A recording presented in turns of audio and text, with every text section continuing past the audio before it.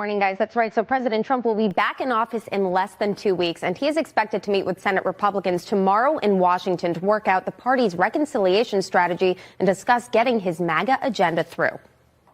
I favor one bill. I also want to get everything passed. And, there are some people that don't necessarily agree with it. So I'm open to that also. My preference is one big, beautiful bill. Order is going to be secure. We're going to start it immediately. Tom Homan is central casting. He's going to do a great job. And that whole group is going to be fantastic. And the incoming president's cabinet picks are also hard at work trying to shore up support ahead of their confirmation hearings, which kick off next week. So today, Tulsi Gabbard, Trump's pick for Director of National Intelligence, is set to meet with Senator Mark Warner. Now, he is the top Democrat on the Senate Intelligence Committee. Meanwhile, the incoming president is also doubling down on his goal to buy Greenland, saying in part, quote, "I'm hearing that the people of Greenland are MAGA. Greenland is an incredible place, and the people will benefit tremendously if and when it becomes part of our nation. Make Greenland great again." Today, Donald Trump Jr. is heading to Greenland, but a source tells me he will not be meeting with any government officials or political figures. He's traveling in his personal capacity there. So President Trump has said owning Greenland is an absolute necessity.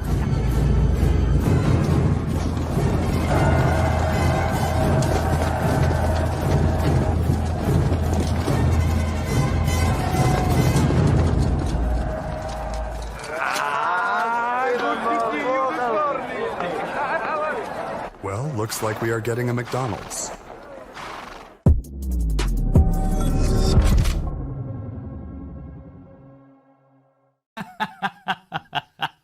A McDonald's and a Texas Roadhouse and a Wawa and a Buc-ee's and a Golden Corral. Come on, baby, let's freaking go. And it'll all be located inside of a Walmart. You're going to love it. You're going to freaking love it.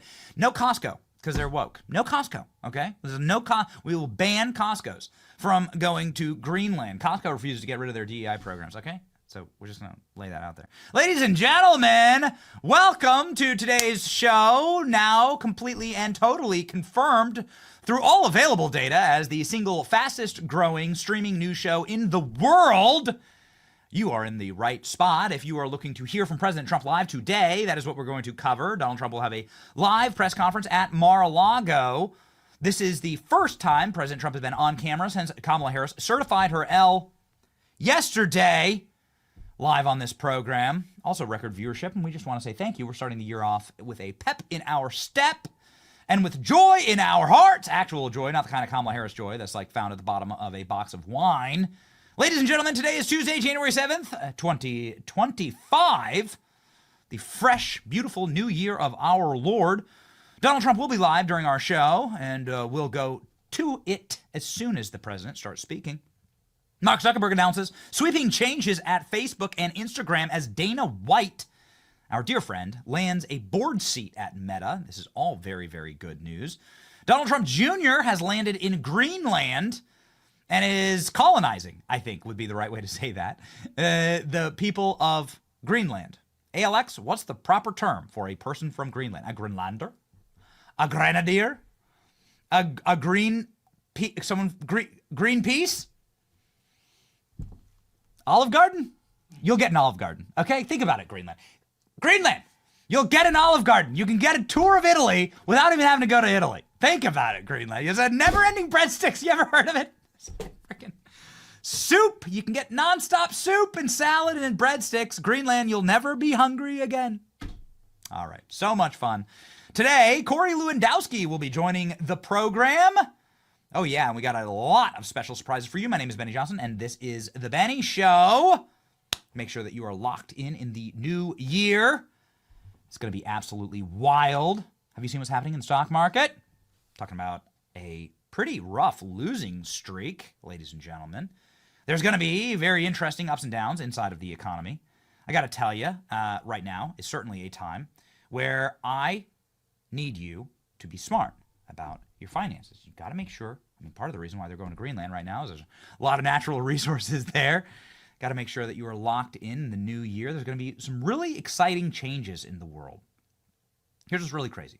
Every single day, Americans are nervously watching their 401ks, and with the amount of debt and the amount of financial mismanagement that has happened, the feds are planning on raising rates again. Expect things to be topsy-turvy in the markets. I partnered with one of America's most trusted precious metals company to make sure that you get a free guide to exactly how to protect your wealth during these times. Call 800-900-8000 right now for a free protection kit. That's 800-900-8000. Call them now. The powers that be want you to rely on a failing system. Let's show them that we're smarter than that. 800-900-8000. Performance may vary. Consult your financial and tax professionals. Okay, ladies and gentlemen, we are very, very excited about what we are about to see at Mar-a-Lago. We'll put up the live shot for you to kind of show you what's going on. You can see some reporters, making sure that they are prepared for Trump. Hopefully there's somebody playing the piano during this actual press conference. That would be really special. If somebody is just playing Piano Man from Billy Joel. And what else do we want? Oh, Phantom of the Opera is a Donald Trump favorite. Maybe someone could. Is there a piano version of YMCA that Donald Trump can come out to? Ding, ding, ding, ding, ding, ding. Would be awesome. There's the shot. It's live. And the president, of course, hasn't been on camera since the certification of his election victory yesterday. We were live for it, and we were very excited about it. We got a couple memes for you because we just want to relive this moment. This moment was so incredibly special. We're going to bring you right now, just because we can't let it go, and we won't let it go. It's a dog with a bone, right? We're not going to let it go. We're going to bring you right now Kamala Harris certifying President Trump's elections. Happened live yesterday at approximately 2:30 in the afternoon. Here we go. Listen to the crowd's roar as Kamala certifies her out. Now, this is a historic moment. I wanted to give you a little fact check, because there's no more fact checkers on Facebook. I want to give you my own fact check here, okay? This is the first time in history that a woman of color has certified her election loss. Glass ceiling shattered. Glass floor shattered, actually, for Kamala Harris. Certainly the glass that was holding Kamala Harris's double of lukewarm Chardonnay got shattered on the floor yesterday. Here we go, the moment that everyone talked about from yesterday. For President of the United States are as follows. Donald J. Trump of the state of Florida has received 312 votes. Kamala D. Harris.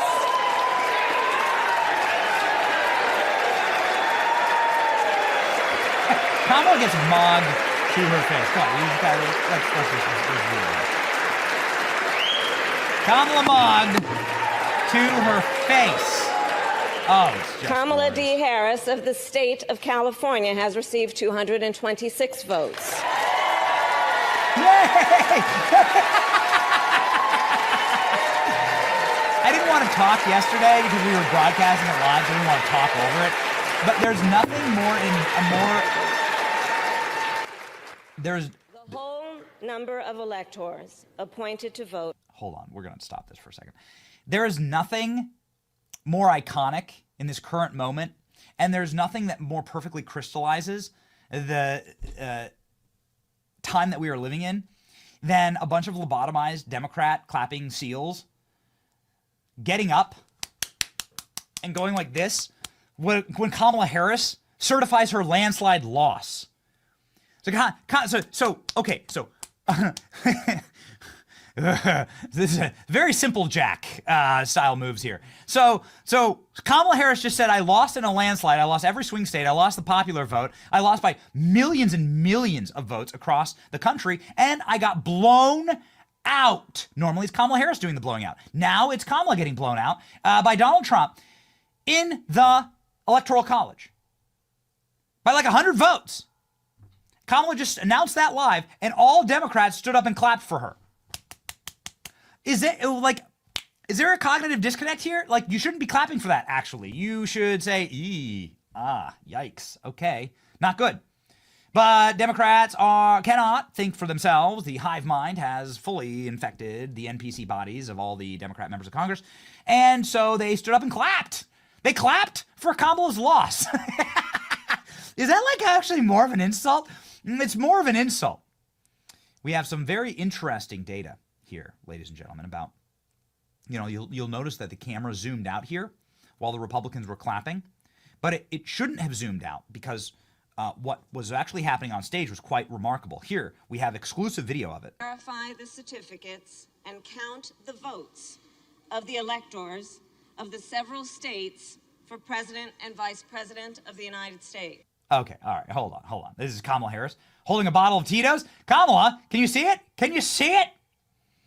Ladies and gentlemen, people were celebrating in the bar. It wasn't just Kamala Harris that was drinking.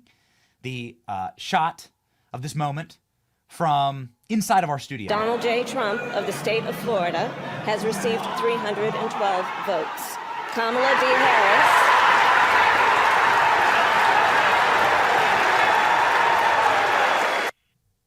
I think this is the right one. Okay, yeah. Ladies and gentlemen, again, not just Kamala Harris drinking, not just the people inside of our studio drinking, but potentially all of Congress. Again, exclusive video from this program. Trump of the state of Florida has received 312 votes. Kamala D. Harris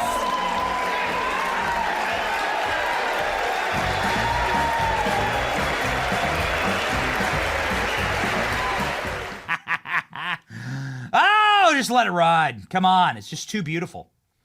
It's too beautiful. Some of the people who were eagle-eyed yesterday, noticing a couple of things here. I think this is the clip of Mike Johnson looking at his watch because he can't stand talking to Kamala Harris. Look at this. This one was found by Jack Pacific.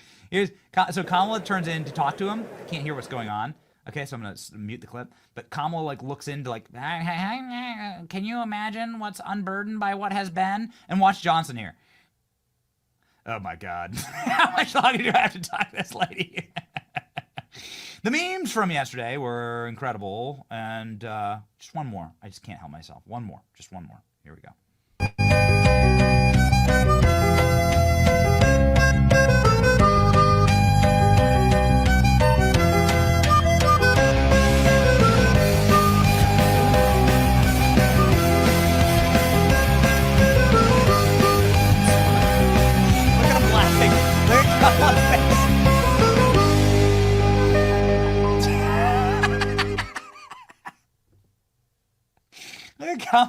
Look at him staring straight down. I mean, am I becoming a Mike Johnson fan? No, I'm not. No, I'm not. He did ask to come on the show. He did walk up to us tomorrow long ago and ask to come on the show. So, yeah, maybe we'll see. Okay, how about this? Let's see. I have a particular disdain for Republican leaders in Congress.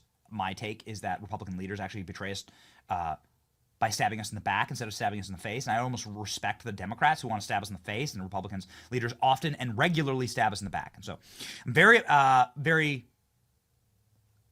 non-trusting of Republican establishment leadership in Congress. However, we are living in a different world, man. We are living in a wild and changing world, and we're excited about it. That was a little bit of a recap of what happened yesterday. Look at the face, guys. Just one more. It's just like looking at the Mona Lisa, okay? In this sense, okay? Not that it's stunning, beautiful, or historic, but because you just can't take your eyes off. It's just like, it's profound. Kamala Harris, you can't take your eyes off it because like the pain and the suffering and the internal screaming that's going on in this photo as the Republicans stand up and clap for Donald Trump. Kamala Harris certifying her own L yesterday. Ooh, baby. What a fun and exciting time. Okay, so since we are waiting on President Trump, and we have, again, we'll show you the live shot here. We'll certainly want the last President Trump press conference. This comes as a bitter pill to swallow on our show. The last President Trump press conference wasn't supposed to be a press conference. It was just going to be Donald Trump talking to the CEO of SoftBank, and then Trump turned it into a press conference. We had Tom Homan waiting to come on the show, and so we're like, let's go to Tom Homan. Didn't know Trump was going to do an hour at a press conference, and so now today we are locked and loaded and ready to go. And so we're going to obviously make sure that we lock it in and cover all of the interest. I have a feeling that Trump will be in a good mood. Klein, let's jump on down to C Block here. Don Jr. has landed in Greenland. Don Jr. is in Greenland right now. ALX, make sure that we get some of the clips. I'm seeing a lot of clips on social media about this. I want to make sure that we get Trump talking to people in Greenland on speakerphone. This is happening all live right now, so this is some pretty exciting breaking news. America is back. Manifest Destiny is back on the menu, boys. And Greenland, of course, is a place that has some great import and strategic value. A couple of reasons why. One, it's part of the Arctic Circle. They're going to be opening up shipping lanes throughout the Arctic. Having Arctic ports is going to be incredibly important. And Greenland is one of the largest land bodies and land masses in the Arctic. Greenland is packed with natural resources. It's currently owned by like the Danish, which nobody even knows what that is. Like, nobody even knows what Denmark is. Most people where I'm from think a Danish is a pastry, and it isn't actually a real place. But it is a real place, and used to be significant like a couple hundred years ago. The Danish have sold America property and provinces before, including but not limited to the U.S. Virgin Islands, which happened just a couple of years ago, where the Danish king was selling off Danish colonial property. Denmark is a nightmare of a nation that has allowed like unlimited immigration, and Copenhagen is one of the most dangerous, scary cities on earth. They have a real bad problem there, and the entire nation of Greenland is effectively supported by the Danish king, who can barely afford their own social welfare programs back in Europe. And so it's just a European catastrophe. Greenland is in our hemisphere. There's absolutely total historic precedent for purchasing of land and property by the American Empire. In fact, there's a single American empire for one reason: America doing deals. That's how we got Alaska and Hawaii and the Louisiana Purchase and Florida. Where I currently am was a deal with Spain. Where I currently am was the first American deal. I'm currently broadcasting to you from Spanish territory in Florida, when the Continental Congress actually decided to do their first acquisition, pay for the state of Florida, right after the Revolutionary War. Most of America was not conquered with blood. Most of America was conquered with deals and cash and gold. And so, ladies and gentlemen, this is going to be, there's obviously a historic precedent to this. And there is some real strategic precedent. Greenland is packed full of natural resources, military bases, Arctic access. And why wouldn't you want to be part of the great American empire if you currently live in Greenland? So that's my take on it. You could also technically put up a new winter White House in Greenland. It could look like this. I mean, think about it. The future of Greenland could be incredible. Can you go to ALX's Twitter? Can you go to ALX's Twitter feed, please, and get me? Can you get me a sec? ALX had a really good one. Hold on. Where's that photo of Trump? Where's that photo of Trump and?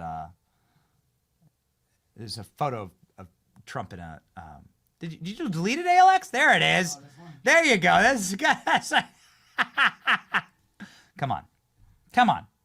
The winter White House. It's perfect. It's Greenland. You can think about it. You, too, could have an Olive Garden. All right? Greenland. Have you ever had stuffed crust pizza? Have you ever tried? Have you ever eaten the pizza crust first? Have you ever tried that? Have you ever sat in a Chuck E. Cheese and heard the sound of the token machine going ding, ding, ding, ding, ding, ding, ding? Okay, taking your kids to Chuck E. Cheese. Think of how sad your children are in Greenland right now without the wall of beef jerky that we have at a Buc-ee's. Okay? Have you ever had unlimited breadsticks, Greenland? You ever had a spicy Chick-fil-A sandwich? It looks cold in Greenland. Here's a video of Trump Force One landing in Greenland right now. This is what's happening. There it is. Trump Force One landing in, I think they're in a place called Nuuk. Is that correct, Alex? Nuuk. So there's Trump Force One rolling into Greenland. On it is Don Jr. and Charlie Kirk. I didn't actually know that Charlie was going to Greenland. Freaking awesome. So there it is, landing. And apparently this is not a diplomatic visit. There are rules. The reason why this is happening is there are rules against like who's able to interact with foreign powers on behalf of the U.S. government. And so this is just a nice to see you visit. There's been some very interesting nice to see you moments. Do we have Donald Trump Jr. in Greenland? Here we go. Guys, we're here in Nuuk, Greenland. Nuuk. This is the founder, 1721. that yellow house with the red top, that was his original spot. That's where he moved. This is where it all started out here. Just incredible scenery. Super cool stuff.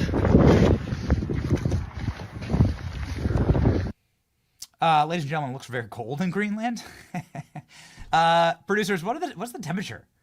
ALX, what's the temperature in Greenland right now? I tell you what could warm you up. 22. It's 22 degrees. 22 degrees. Okay, so it's cold here in Florida. It's not 22 degrees. I think it's cold. Here's what could warm you up. Look at this. Okay, think about this. Think about what your future could be, Greenland. Here you go. You could be part of Project 2025. Consider the first igloo McDonald's with polar bears outside, with the beautiful northern lights and those glowing arches as you step inside and order yourself a piping hot egg McMuffin and hash browns. Come on. Come on. Greenland. This could be your future. Anyway, it's very interesting. Here we go. This is the news as it has broken. Donald Trump here on social. Let's jump over to Donald Trump on the Greenland visit too, please. Oh no, President Trump on Truth Social. Let's hear what President Trump has to say about it, and then we'll jump into some more sights and sounds from this visit. I think it's awesome. It's a very special moment in American history. Let's make sure that we get the corresponding video here loaded up. I'm hearing that the people of Greenland are MAGA. My son Don Jr. and various representatives will be traveling there to visit some of the more magnificent sights. Greenland is an incredible place, and people will benefit tremendously if and when it becomes part of our nation. We will protect it and cherish it from a very vicious outside world. Make Greenland great again. Mirroring the commentary that President Trump has made on Canada, Donald Trump has said that Canada is also a place that he wants to make American territory. Why not? And when Justin Trudeau resigned yesterday, Donald Trump immediately followed up with that Canada, most people in Canada want to be part of the United States of America. Your taxes would go down. The cost and expense to protect and defend yourself would go down. Your industries would flourish. And why the hell not? Well, ladies and gentlemen, the same message to Greenland. Here's the corresponding video that the president posted of somebody, a native of Greenland, wearing a MAGA hat. Let's go. If you could tell Trump anything, what would it be? Buy us. Buy Greenland? Buy Greenland. Why do you want Trump to buy Greenland? Because we don't want to be colonized by Danish government anymore. We get ripped every year about our minerals from Greenland. We are the richest nation in the world, and we don't get to use it. Denmark's using us too much. Do you like America? I love America, but people are too fat over there.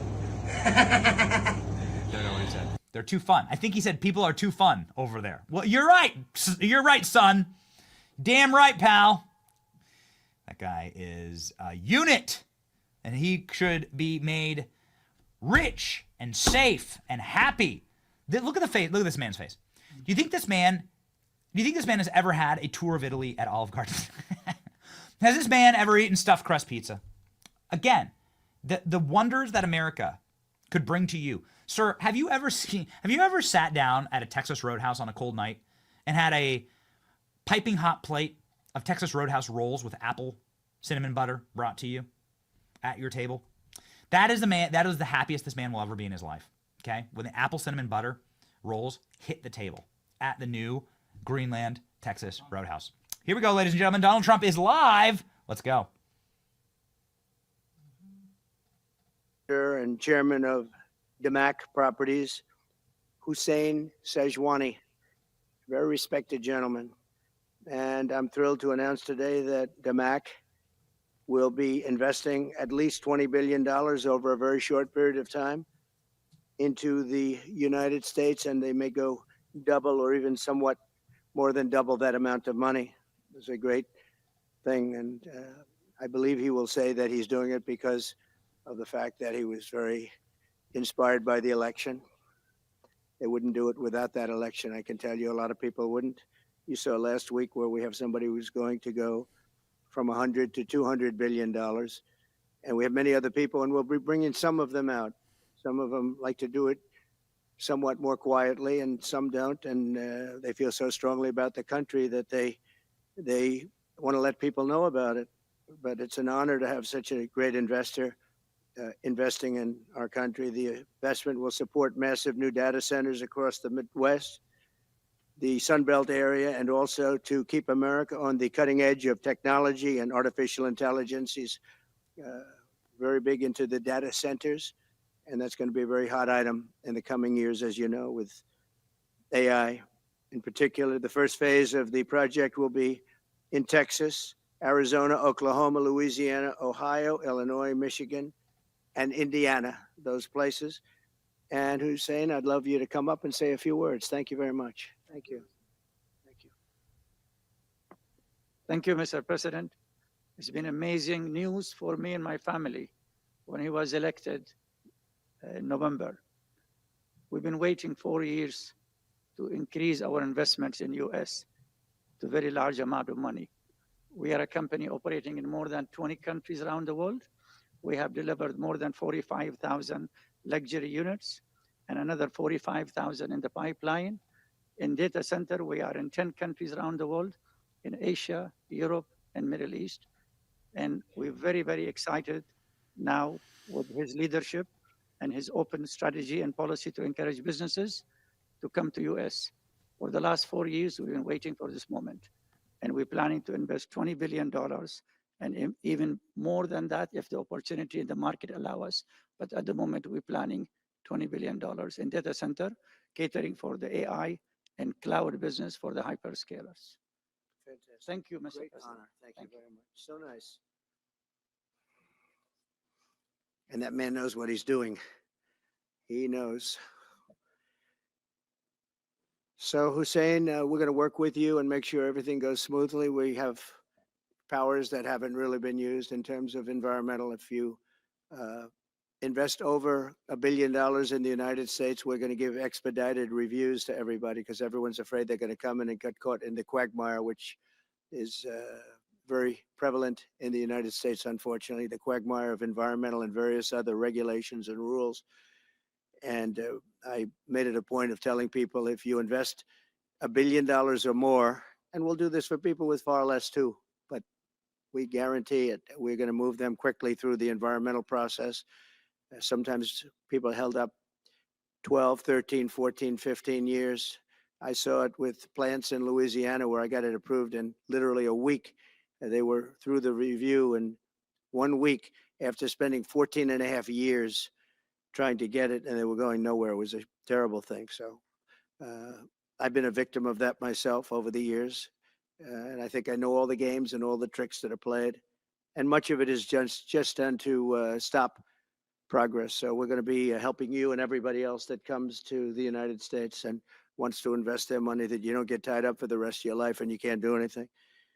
This commitment further underscores that many of the greatest business leaders on earth are seeing a very bright economic future for America since the election. As you know, a lot of positive things have happened. We are inheriting a difficult situation from the outgoing administration, and they're trying everything they can to make it more difficult. Inflation is continuing to rage, and interest rates are far too high. And I've been disappointed to see the Biden administration's attempt to block the reforms of the American people and that they voted for. We had a landslide election. We won every swing state. We won the popular vote by millions and millions of people. Nobody even knows how many people, millions. And they're still counting in some areas. You know, they're still counting the vote in some areas. Can you believe this? What a place. What a horrible place. One of the things we're going to do is we've got to fix the election so that we get honest counts and they get done by 10 o'clock in the evening or something thereabouts. They have places where they're still counting votes. President Biden's actions yesterday on offshore drilling, banning offshore drilling, will not stand. I will reverse it immediately. It'll be done immediately. And we will drill, baby, drill. We're going to be drilling in a lot of other locations, and the energy costs are going to come way down. They'll be brought down to a very low level, and that's going to bring everything else down. That's what caused it to go up, along with the ridiculous spending on the Green New scam. All this money, trillions of dollars. It's like throwing it right out the window, what they're doing. And they're trying to spend so much now. They're just taking money and giving it to anybody that wants it for any project at all, if it's certified under the Green New Scam. And they don't work, and it's too expensive.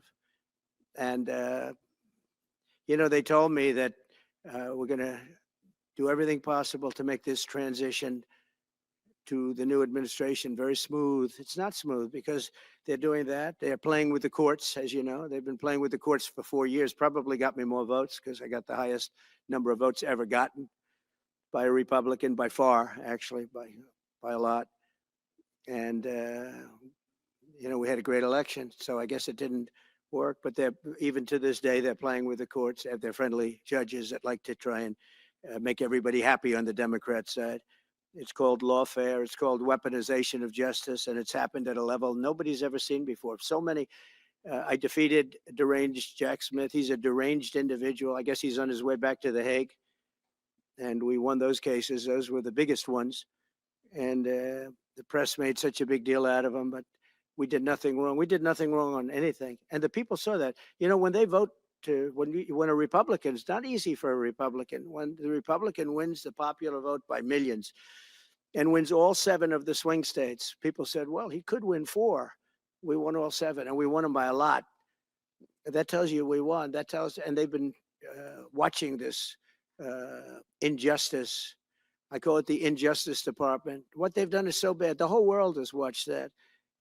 And it took work, but it got me a lot of votes because when explained, we have a judge in New York who's a very crooked judge. I'm under a gag order. I can't even talk about aspects of the case that are the most vital aspects. I'm under a gag. Do you know that I'm the president-elect of the United States of America? I'm a former very successful president. We had the greatest economy in the history of our country. We had borders that were sealed and beautiful. Everything was good. We had no wars. We defeated ISIS.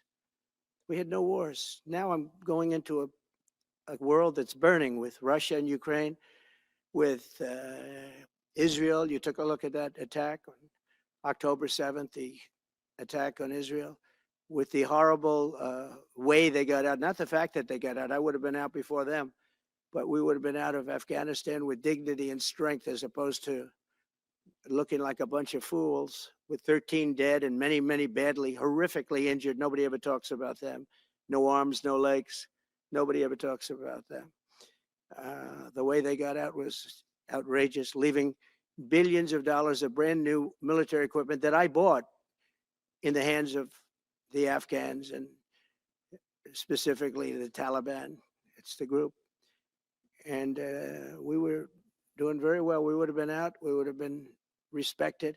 I think it's one of the reasons it was so badly handled, that withdrawal, where people are jumping onto airplanes, falling off the sides of airplanes when they're 3,000 feet in the air. And nobody's ever seen anything like that, the worst.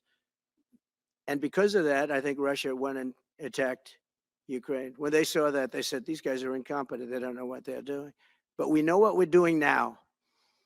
And that's going to all end. And we have a great military. I defeated ISIS, as you know. We're in no wars. I just finished a couple. And we got also our soldiers guarding Syria and Turkey. We're in the middle. We had 5,000 soldiers that would have been gobbled up with 2 armies. We had one army, 300,000. We had another one, 500,000 or 600,000, getting ready. We had 5,000 people in the middle. I said to a general, how do 5,000 people do in that case? And the general just looked at me and said, not well, sir, not well. And I took him out. And you know what happened? Nothing. I got criticized. I saved 5,000 lives, actually. And we did a great job, and we're going to do an even better job because now we have a tremendous amount of experience. We have people that I can rely on. But the 625 million acres, people can't realize, it's like the whole ocean. Take an acre. You know, an acre, you have a house on a half an acre, on a quarter of an acre, or an acre. If you have an acre, you have a big deal. Now you multiply that by 625 million acres. It's like, feels like the whole ocean. And that's our strength, you know. People can say we manufacture, we don't manufacture. The thing we have oil and gas more than anybody in the world. We're going to have more of it too. But they took away 625 million acres of offshore drilling. Nobody else does that. And they think they have it, but we'll put it back. I'm going to put it back on day one. I'm going to have it revoked on day one. We'll go immediately if we need to. I don't think we should have to go to the courts, but if we do have to go to the courts, you know, they try to be sneaky. They go in and they sign. Remember, this is a man that said he wants the transition to be smooth. Well, you don't do the kind of things. You don't have a judge working real hard to try and embarrass you, because I did nothing wrong. By the way, I did nothing, absolutely nothing wrong. If I did something wrong, I wouldn't be standing here right now, because I've won all these cases. Nobody's ever won so many cases as I have against the Justice Department. I mean, Jack Smith had cases all over the place. People were being subpoenaed, lives were being ruined. They were spending everything they had, money. We were helping them out. We had to. They were subpoenaing people that had no idea what they were even talking about. That's a sick group of people. And it was all to influence the election. It was all a fight against a political opponent. We've never had that in this country. We have had that in certain countries. We've had that in third-tier countries. We've had that in banana republics, but we've never had that in a place like the United States. I don't even know if it's been on a small level. I'm sure it has been on a small level, but this was the largest level ever. They brought this moron out of The Hague. He's a mean guy. He's a mean, nasty guy. His picture was perfect, because you look at his picture, you say, that's a bad guy with his robe, his purple robe. And he executes people. He shouldn't be allowed to execute people, because he'll execute everybody. He's a nut job. But we won all of those cases with him. And I mean, I don't know the judge in Florida, but we had a brilliant judge in Florida that saw right through it.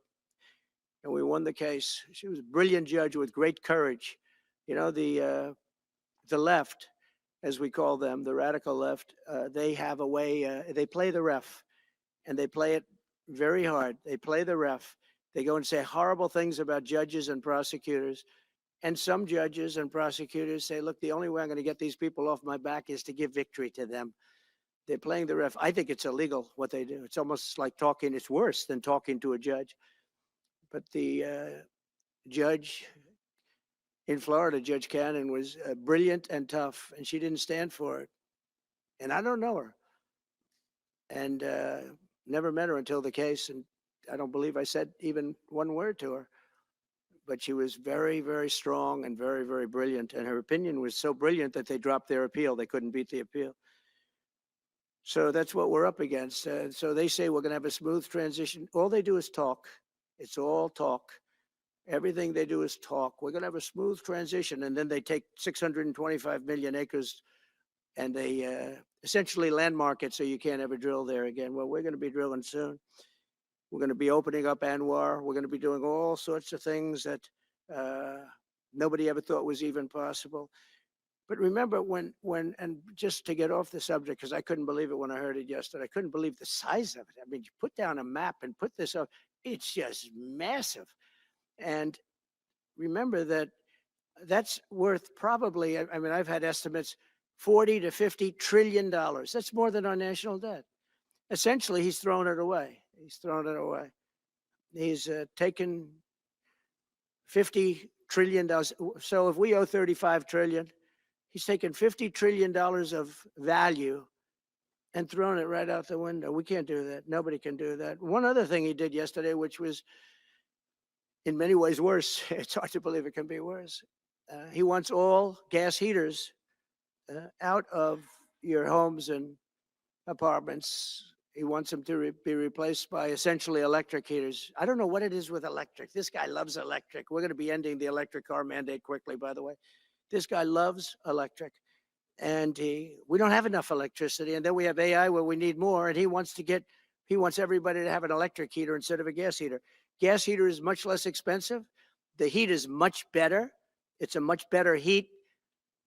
As the expression goes, you don't itch. Does anybody have a heater where you go and you're scratching? And that's what they want you to have. They don't want you to have gas where you don't have the problems of the electric. And the source is plentiful. They're much cheaper to operate. They're much better. They work much better. They look much better. 60% of homes and apartments have gas heaters. He wants them all removed quickly. These people are crazy. There's something wrong with them. There's something wrong with them. They also want to go back, and they have already started that, to when you buy a faucet, no water comes out because they want to preserve. Even in areas that have so much water, you don't know what to do. It's called rain. Comes down from heaven, and they want to do no water comes out of the shower. It goes drip, drip, drip. So what happens? You're in the shower 10 times as long. No water comes out of the faucet. You want to wash your hands. They want to go back to even stronger than what they have right now. As you know, I ended that policy. You can have all the water you want. Makes no difference. It comes weird, especially in certain areas. We have so much water, we don't know what to do with it. But these are all things. They want very, very little water to go into your dishwasher, almost none. And you know what people do? They just keep pressing, keep it going. They end up using more water. Likewise, washing machines. They want in your washing machine to have very little water coming out of the washing machine. So when you wash your clothing, you have to wash it 4 times instead of once. You end up using more water. We're a party of common sense, and things that I'm telling you now is really all about common sense. On January 20th, we'll turn the economy around very quickly, because right now when I think of our economy, I think about inflation. That's what we have. We have inflation, I believe, at a level that we never had before. There's never been anything like it. And over the next 4 years, the United States is going to take off like a rocket ship. But really, it's already doing it. If you take a look, just last month, SoftBank announced the $200 billion. I think it'll be 200. He said between 100, and I said, how about making it 200? And he sort of said yes, but let's say it's 100, but it might be 200, right, Brian? Dollars, United States, creating more than 100,000 jobs. Hussein just announced a tremendous investment that he's going to make, and that's money that's in the bank. He's going to come and do it, and he'll do a great job, and he'll build the best centers in the country, I guarantee, because I know the way he builds. Since my election, the stock market has set records. The S&P 500 index has broken above 6,000 points for the first time ever, never even close. In a single month, small business optimism soared 41 points. It's not a 41. It went up 41 points. And that's the largest in the 39-year history of the group that does it. According to Gallup, the American people's confidence in the economy has just surged to the highest level in history.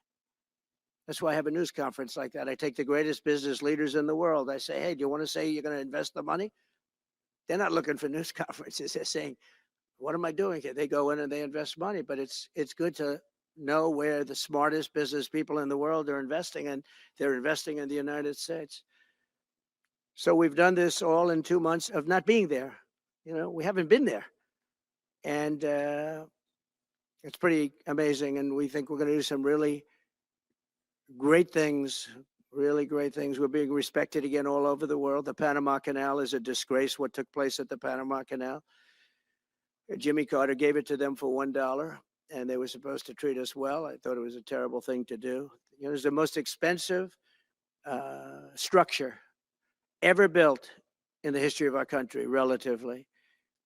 It would be the equivalent of substantially over $1 trillion today. We lost 38,000 people.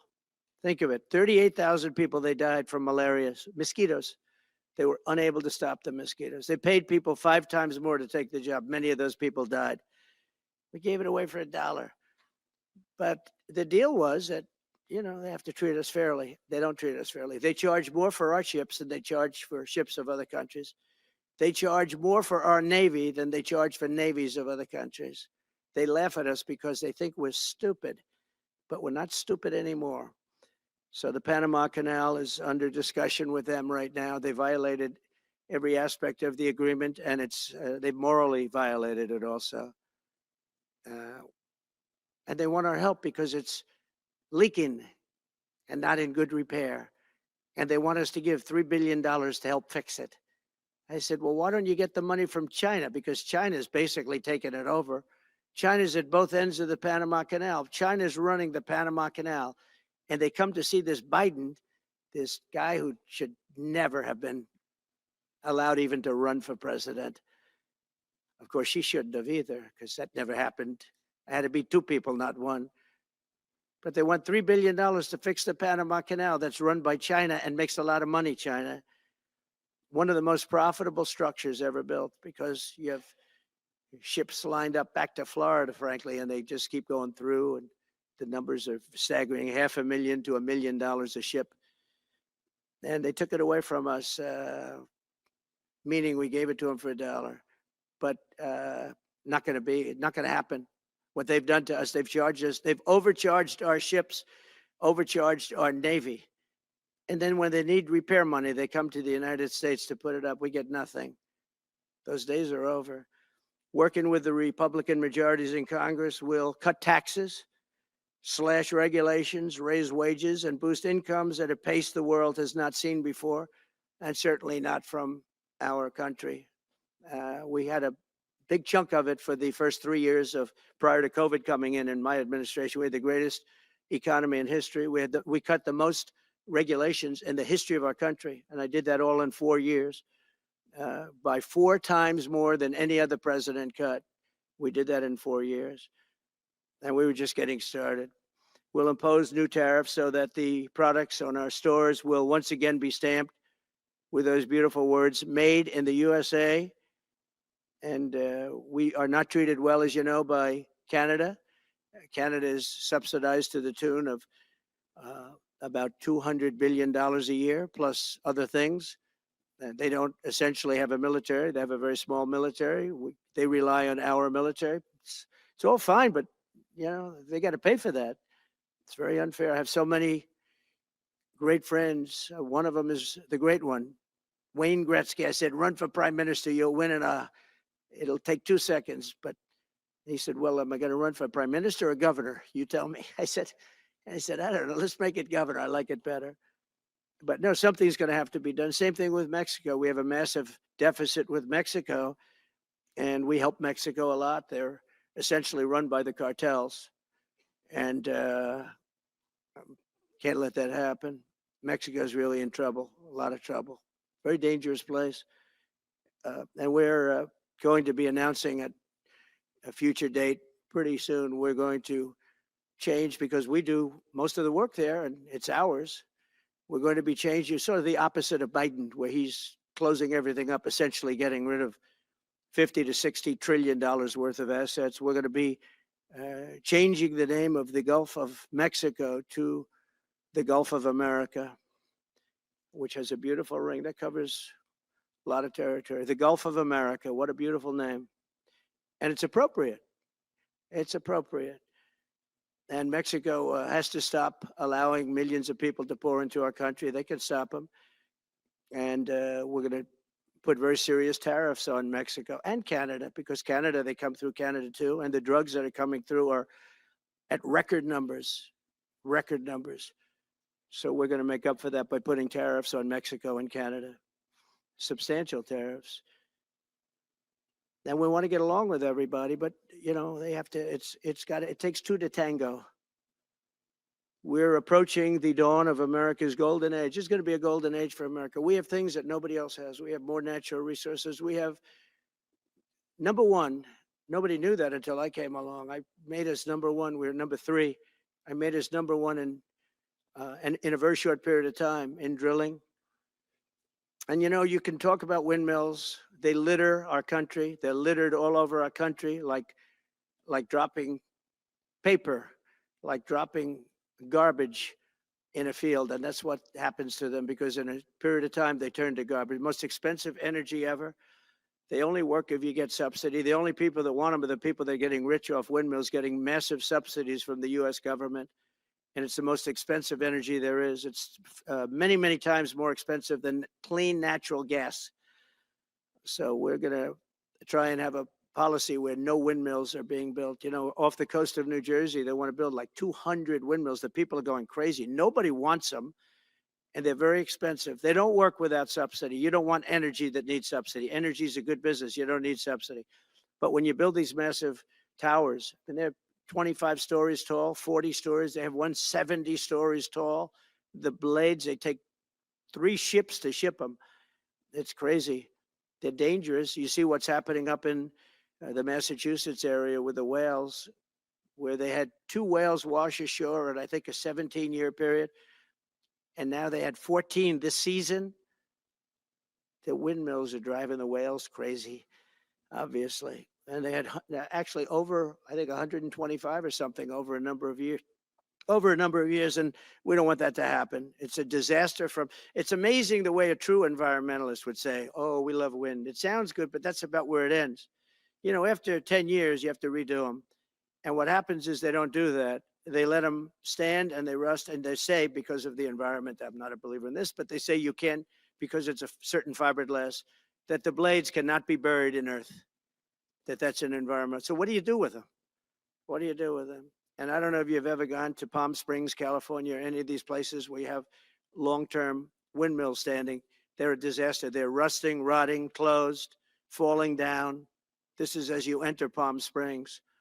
And they put new ones next to them because nobody wants to take them down, because why should they take them down?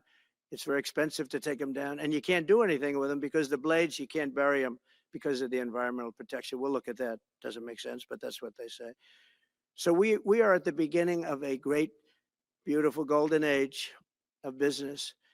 And I think we're also at a golden age of common sense, because everything I'm saying to you, from a simple water faucet that doesn't allow water to come out appropriately, to all of the other elements of what we do and what we're going to do, to take 50 to 60 trillion dollars off our country's balance sheet because some man that has no idea what he's doing, has no idea. You know it, I know it, the Democrats know it. What they did is a crime by allowing that to happen. And I'll bet you, if you asked him today, how much acreage did you submit? Essentially, did you destroy? You destroyed the economic viability of drilling in the ocean. And with AI coming along and all, you know, a lot of people don't realize that AI is going to be a big thing, but you'll need double the electricity at least that we have right now. So right now we produce electricity for many, many different things. AI is a very big deal in terms of the future. China is already building electric facilities, big, bold electric facilities. And you know how they're being fired up? With coal. They're being fired up with coal. And we're going to build bigger and better ones. People like Hussein that are doing the same thing as he is. I'll bet they don't do it as well because I know how he does it, but they're doing a lot of things. The problem is they can't get their permits because I say build the plant with the building. So with the structure, build the plant, because if you go into the grids are old. So they said, that's a great idea. In other words, build your electric facility alongside of your plant. And you could have extra output if you want, because once you build it, you can make it larger pretty inexpensively. You could have extra output, which you'll sell to the public, but build it with the plant, and people are loving that idea. So we're going to have a lot of fun making America great again, and it's going to happen, I think, very, very quickly. It's already happened. So I would say this, and this has been pretty openly reported by the news. There's never been anything like what's happened in the list since we won the election. Couple of months since we won the election, the whole perception of the whole world is different. People from other countries have called me. They said, thank you. Thank you. The perception of the whole world is different. We're going to have to settle some big problems that are going on right now. We're going to have to settle up with Russia, Ukraine. That's a disaster. I look at numbers every week, the number of people being killed in that war. People don't know, mostly soldiers now. But the towns have been obliterated. This was a Biden fiasco that that should have never happened.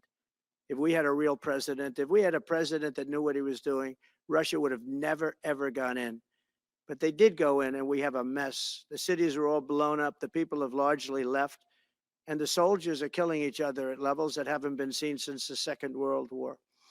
So we'll have to get that one straightened out, too. That's a tough one. Much tougher than it would have been before it started, I can tell you that.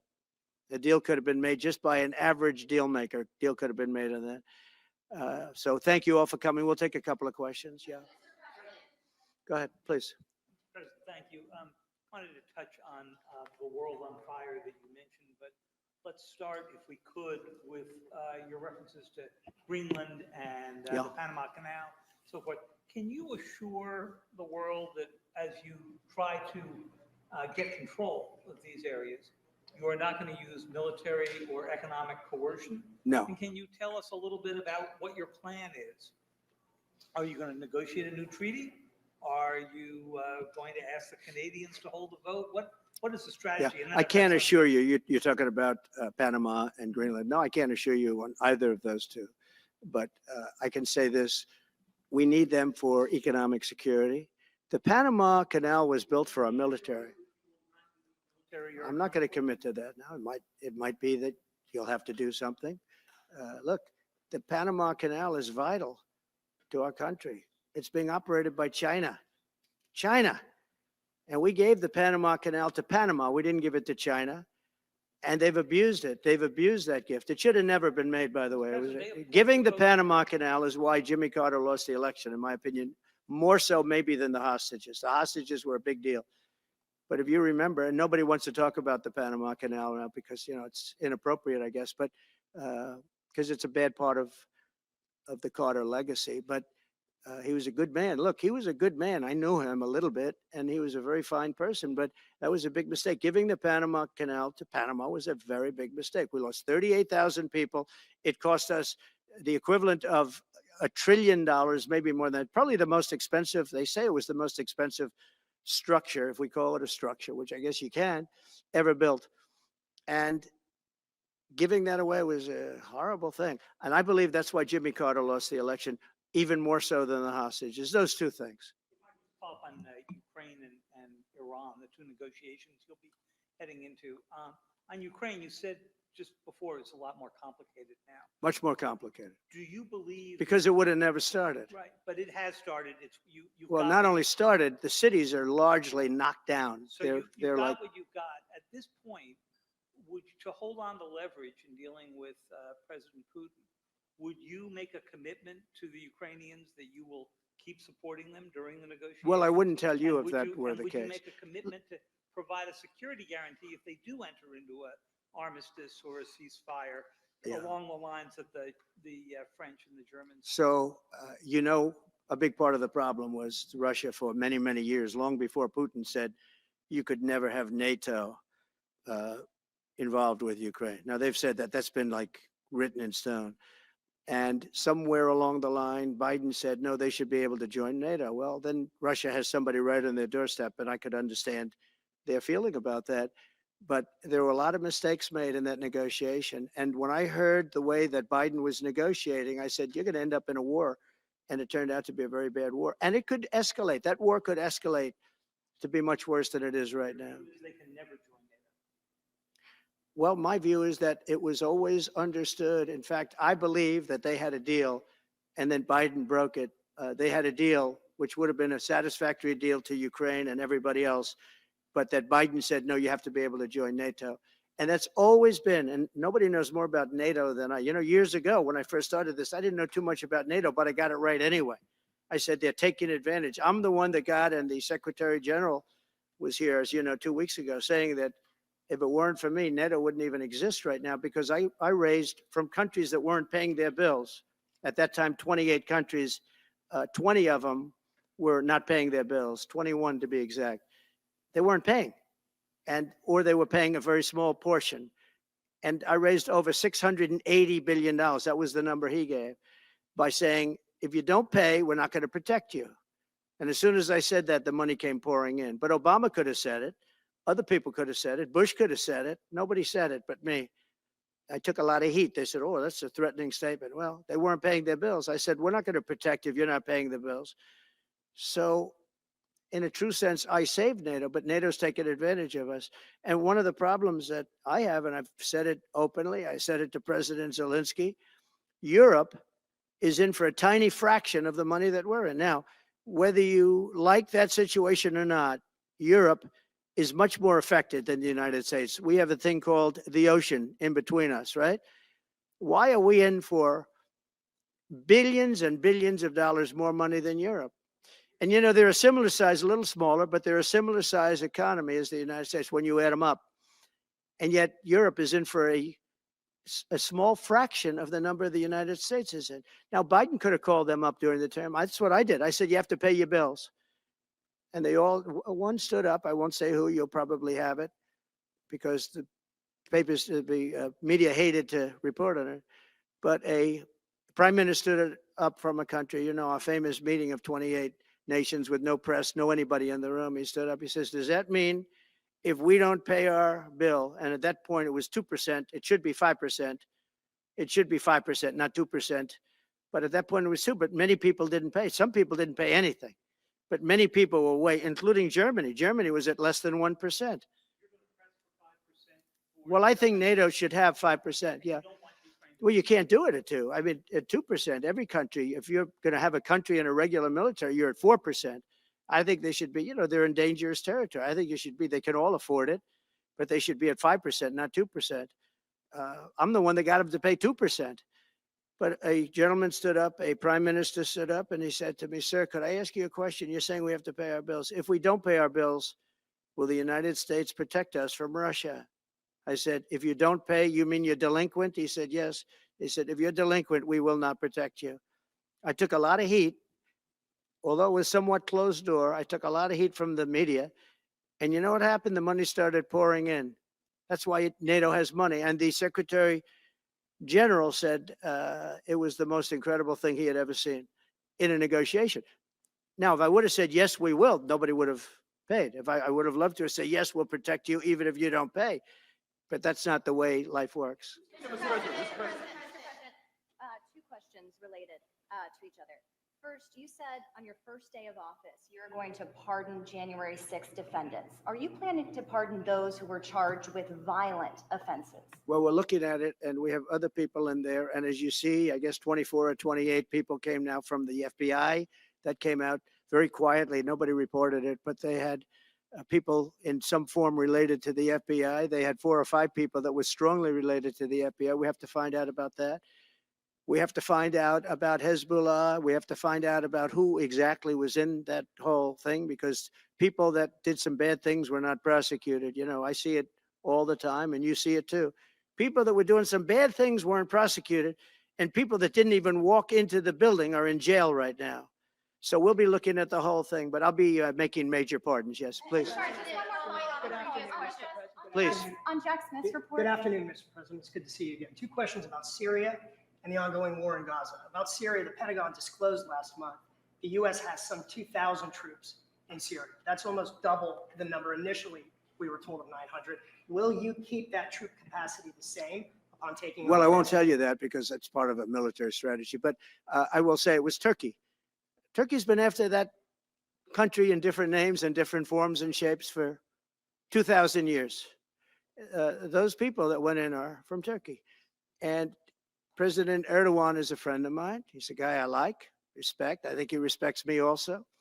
He's the one that didn't go after certain people after I requested that he not. You know who I'm talking about, the Kurds.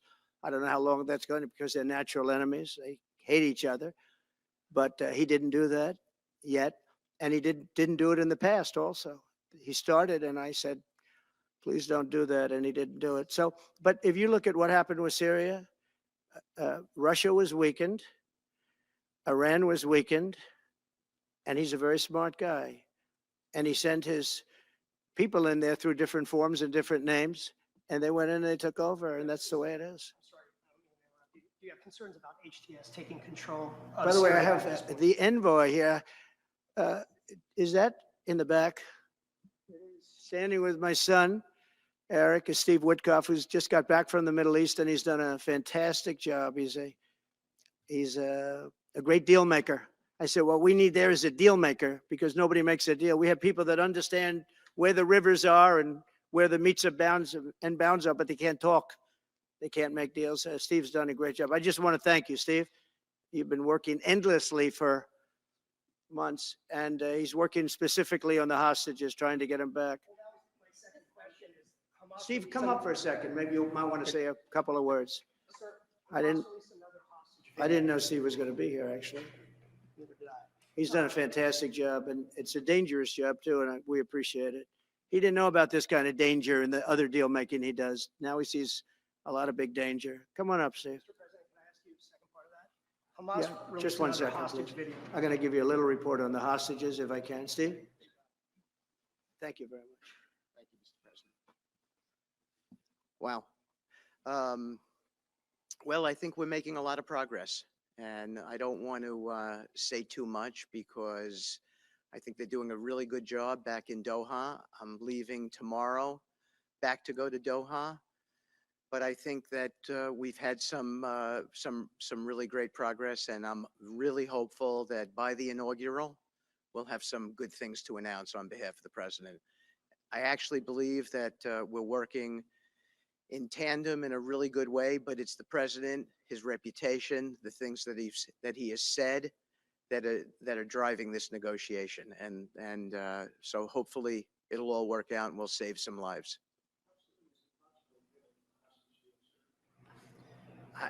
I believe we've been on the verge of it. I don't want to discuss sort of what's delayed it. There's no point to be negative in any way. But I think it's the president, his stature, what he said he expects, the red lines he's put out there, that's driving this negotiation. I'm going back probably either this evening or tomorrow night. Are you confident there'll be a deal before January 20th, or is that something that's likely to happen? If there's a deal even at all, and we've been hearing this now for the better part of. I know. I would say. They better be. Right. I would say that the president is exasperated. I don't want to talk for him, but look, I don't know anyone who delegates better than President Trump. He gives us a lot of authority to speak on his behalf, and he exhorts us to speak emphatically. And emphatically means you better get it. You better do this, because the alternative. Do you think they're waiting for President Trump to take office? No, I think they heard him loud and clear. Better get done by the inaugural. But when you say all hell will be paid, all hell must be paid if they don't release the hostages. Well, do I have to define it for you? All hell will break out. If those hostages aren't back, I don't want to hurt your negotiation. If they're not back by the time I get into office, all hell will break out in the Middle East. And it will not be good for Hamas, and it will not be good, frankly, for anyone. All hell will break out. I don't have to say anymore, but that's what it is. And they should have given them back a long time. They should have never taken them. There should have never been the attack of October 7th. People forget that. But there was, and many people are killed. They're no longer hostages. I have people from Israel and others calling, begging me to get, we had also people there from the United States, just so you know. They're holding some so-called hostages from the U.S. But I've had mothers come to me and fathers crying, can I get the body of their son back? Can I get the body of their daughter back? That beautiful girl where they threw her in the car, pulled her by her ponytail and threw her in the car like she was a sack of potatoes. I said, what happened to her? Sir, she's dead. Like a 19, 20-year-old beautiful girl. And the way they treated her. And I just say it this very simply. Steve's got a job to do. He's a great guy, great negotiator, great person. They respect him over there already. It's what we needed over there. We have people that know everything about the Middle East, but they can't speak properly. They don't know. He's a great negotiator. That's what I needed. I could have sent that gentleman right over there, Hussein. He's a great negotiator. There are people, they're rare. Great negotiators are very rare, like a great surgeon. But we have the right person. But I tell this, I don't want to hurt the negotiation. If the deal isn't done before I take office, which is now going to be 2 weeks, all hell will break out in the Middle East. Okay? Thank you, Mr. President. You've done a great job. Thank you. More than 140 police officers were injured by rioters on January 6th. Will you pardon anyone who attacked a police officer? Well, the only one that was killed was a beautiful young lady named Ashley Babbitt. She was killed, and there was actually somebody else that was killed, also a MAGA person, but people don't give it 100% credibility. I'm going to find out about it, and we're going to find out. But Ashley Babbitt was killed. She was shot. She had never been shot. She was shot for no reason whatsoever. In fact, they say that she was trying to hold back the crowd, and the crowd was made up of a lot of different people, so we'll see. But I will tell you this, the person that was killed was Ashley Babbitt. The other thing is, when they talk, there was never charges of insurrection or anything like that. But if there were, this would be the only insurrection in history where people went in as insurrectionists with not one gun. Okay? And let me tell you, the people that you're talking about have a lot of guns in their home. for hunting and for shooting and for entertainment, a lot of good reasons. But there wasn't one gun that they found. And why didn't they find the bomber, the pipe bomber? You know, they know who the pipe bomber is. The FBI knows who it is. The status of the FBI has gone down so far, and the status of the DOJ, or as I call it, the Department of Justice, it's the Department of Injustice, being laughed at all over the world. And hopefully with Pam Bondi and with Kash Patel and with other people that we're putting in, that will all come back. If you do a poll in the FBI, I guarantee I'm at like 90% with the agents of the FBI, but they have hurt that incredible place. Law enforcement, I mean, you think of the FBI, they raided this house. By the way, they could have told me, could I see this? I would have given them, I actually told them, come in anytime you want. You can see anything. They raided the house and the case was dismissed. And now I'm in litigation. I'm suing them for doing that. And I feel so badly doing it. I'm the president of the United States and I'm suing the United States, but I'm suing them for other things too. The FBI has gone so, its reputation has been so horribly hurt between Comey, who is the worst, and all of the others. What's happened to the FBI is, and we're going to make it great again. We're going to make the FBI great again. We're going to make the Department of Justice fair and strong, but fair again, because all they did was attack me because I'm their political opponent. And that includes with local judges like Marshawn. You ought to find out. Ask him, why do I have a gag order where I'm not allowed to speak? Think of it. I'm the president of the United States and I'm not allowed to speak. Why? Because if I did speak, people would understand the scam. It's a scam.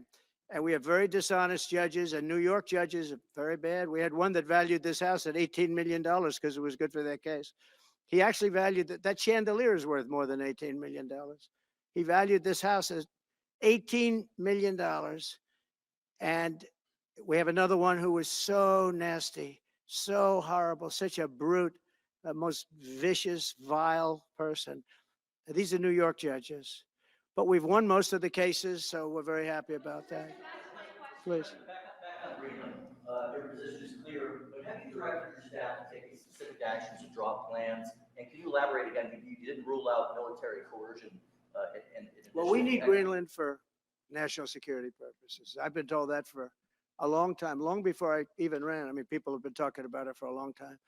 You have approximately 45,000 people there. People really don't even know if Denmark has any legal right to it. But if they do, they should give it up because we need it for national security. That's for the free world. I'm talking about protecting the free world. You look at, you don't even need binoculars. You look outside, you have China ships all over the place. You have Russian ships all over the place. We're not letting that happen. We're not letting it happen. And if Denmark wants to get to a conclusion, but nobody knows if they even have any right, title, or interest. The people are going to probably vote for independence or to come into the United States. But if they did do that, then I would tariff Denmark at a very high level. For acquisition? I mean, are you active? No, we're not at that stage, but we have people. I haven't even entered office yet. Secondly, sir, Elon Musk has drawn some criticism and a lot of attention for some of his actions and provocative statements about foreign affairs, including in Europe. Your reaction to that, is that appropriate for? You mean where he likes people that tended to be conservative? I don't know the people. I can say Elon's doing a good job, very smart guy. I don't know the people you're talking about. He was, I know he said some negative things about a couple of people that are running for office, but that's not so unusual. Yes, please. I wanted to ask you about Ukraine and Putin. How soon do you anticipate going to meet with Putin to discuss the Ukraine situation? Well, I can't tell you that, but I know that Putin would like to meet. I don't think it's appropriate that I meet until after the 20th, which I hate because, you know, every day people are being, many young people are being killed, soldiers. You know, the land is very flat.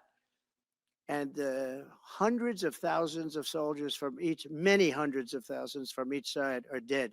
And they're laying in fields all over the place. Nobody to even collect. There's landmines all over. It's a disaster. But it's very flat. It's great. It's farmland. And it's very flat. And the only thing that stops a bullet is the human body. And the human body is stopping a lot of bullets. In the within the I hope first so. 3 to 6 I hope to have 6 months. 6 No, months. I would think, I hope long before 6 months. Look, Russia's losing a lot of young people, and so is Ukraine. And it should have never been started. That's a war that should have never happened. I guarantee you, if I were president, that war would have never happened. Who would you like to nominate to replace Michael Barr as vice chair of the board? I'll be announcing somebody. Mr. President, if we were to work under the assumption that you're serious about making Canada the 51st state of the United States, the leader of the Conservative Party in Canada said, under no circumstance will it ever be the 51st Then state. maybe he won't win, but maybe he will. I don't. You had suggested. Listen, I don't care what he says. Mr. Lopez, you said you were considering military force to acquire Panama and Greenland. Are you also considering military force to annex and acquire Canada? No, economic force, because Canada and the United States, that would really be something. You get rid of that artificially drawn line, and you take a look at what that looks like. And it would also be much better for national security. Don't forget, we basically protect Canada. But here's the problem with Canada. So many friends up there. I love the Canadian people. They're great. But we're spending hundreds of billions a year to protect it. We're spending hundreds of billions a year to take care of Canada. We lose in trade deficits. We're losing massive. We don't need their cars. You know, they make 20% of our cars. We don't need that. I'd rather make them in Detroit. We don't need the cars. We don't need their lumber. We have massive fields of lumber. We don't need their lumber. We have to unrestrict them because stupid people put, restrictions on, but I can do that with an executive order.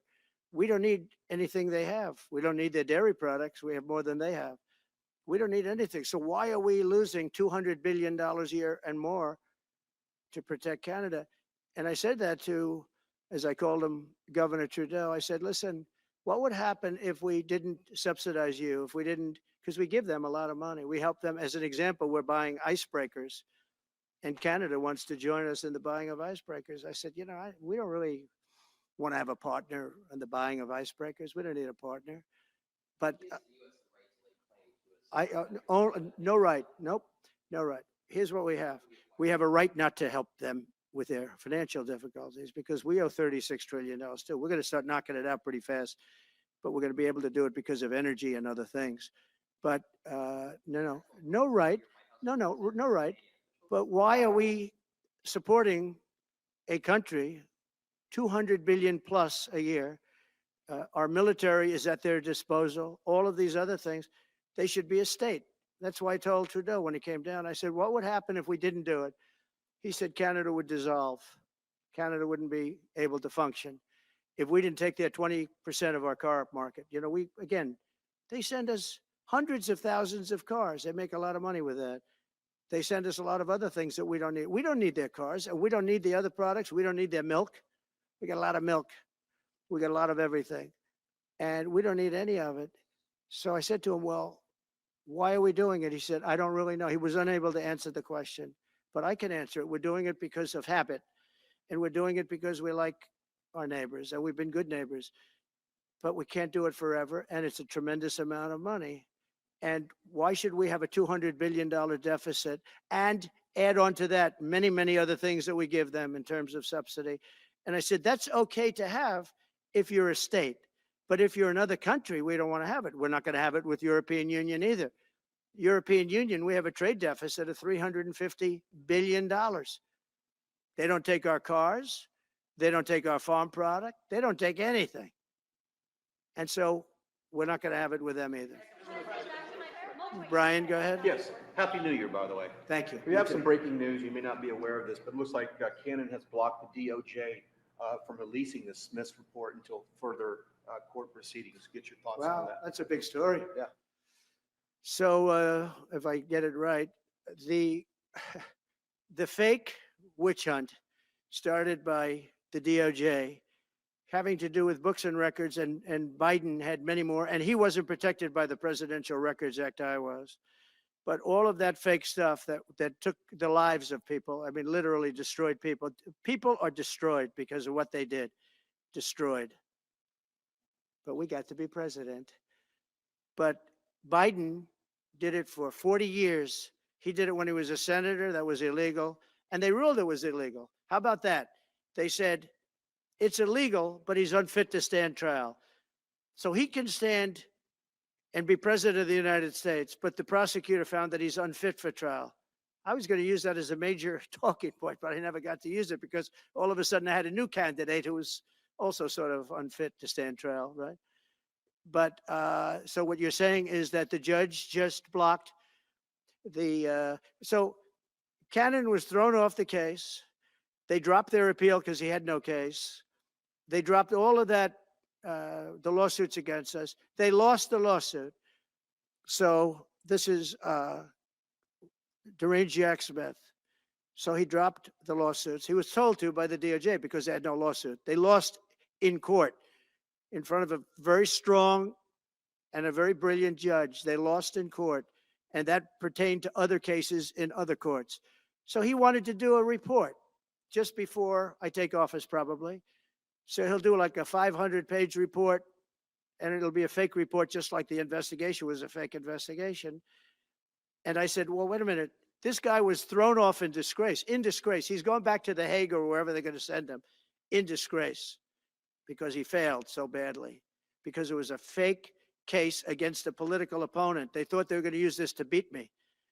So what you're saying is I'm just hearing that they're not allowed to issue the report. So if they're not allowed to issue the report, that's the way it should be, because he was thrown off the case in disgrace. Why should he be allowed to write a fake report? It'll only be a fake report.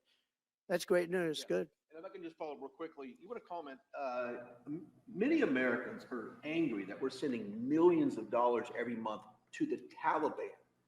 Do you anticipate? It's not even believable. Billions of dollars, not millions, billions. We pay billions of dollars to essentially the Taliban, Afghanistan. And that's given by Biden. That's the same man that took away $50 to $60 trillion worth of value from the United States. Think of it, probably our most valuable asset. Took away our most valuable asset. This can't be allowed to happen. We are now a nation of common sense. When he does that, 625 million acres, this can't be allowed to happen. Thank you for the information. Most other people probably knew about it, but they wouldn't have told me, right? You vowed to bring down the prices at grocery stores very fast. Yeah, we won't but do it then fast. You recently told Time Magazine that bringing down prices would be very hard. So what can the American people expect when you get into office? It's always hard to bring down prices when somebody else has screwed something up like they did, but we'll bring them down. We'll get them down. Energy is going to bring down prices. We're going to have a lot of energy, and energy is what brought it up. Energy and their bad spending is what brought it up, and energy is going to bring it down. We're going to have prices down.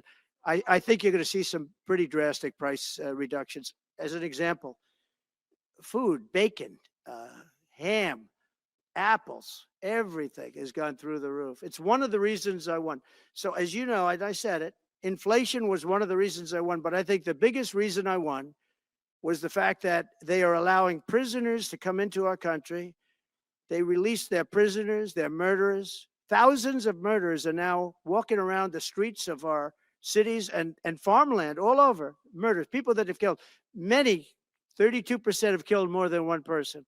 They released them from their jails, their prisons, and their mental institutions and insane asylums into our country.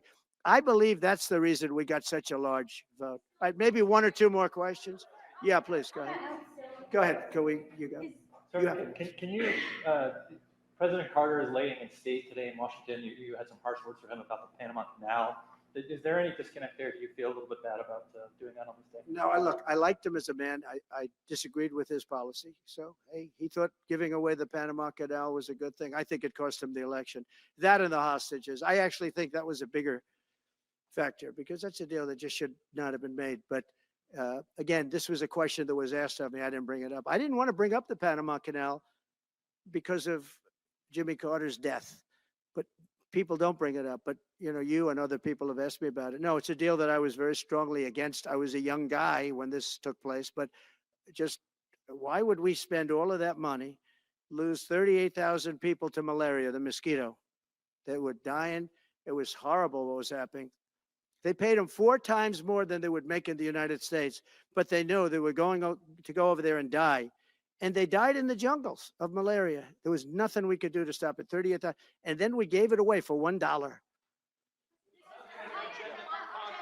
About getting your agenda through Congress, you appeared to open the door in your radio interview yesterday for a two-bill approach. Is it still your preference for one big, beautiful bill, as you have said? Well, I like one big, beautiful bill, and I always have, I always will. But if two is more certain, it does go a little bit quicker because you can do the immigration stuff early. Now, you have to understand, for immigration and for the wall, we won the case on the wall. You know, they tried to sell the wall for 5 cents on the dollar, by the way. And we had, fortunately, a judge that stopped that. But they were already discarding the wall.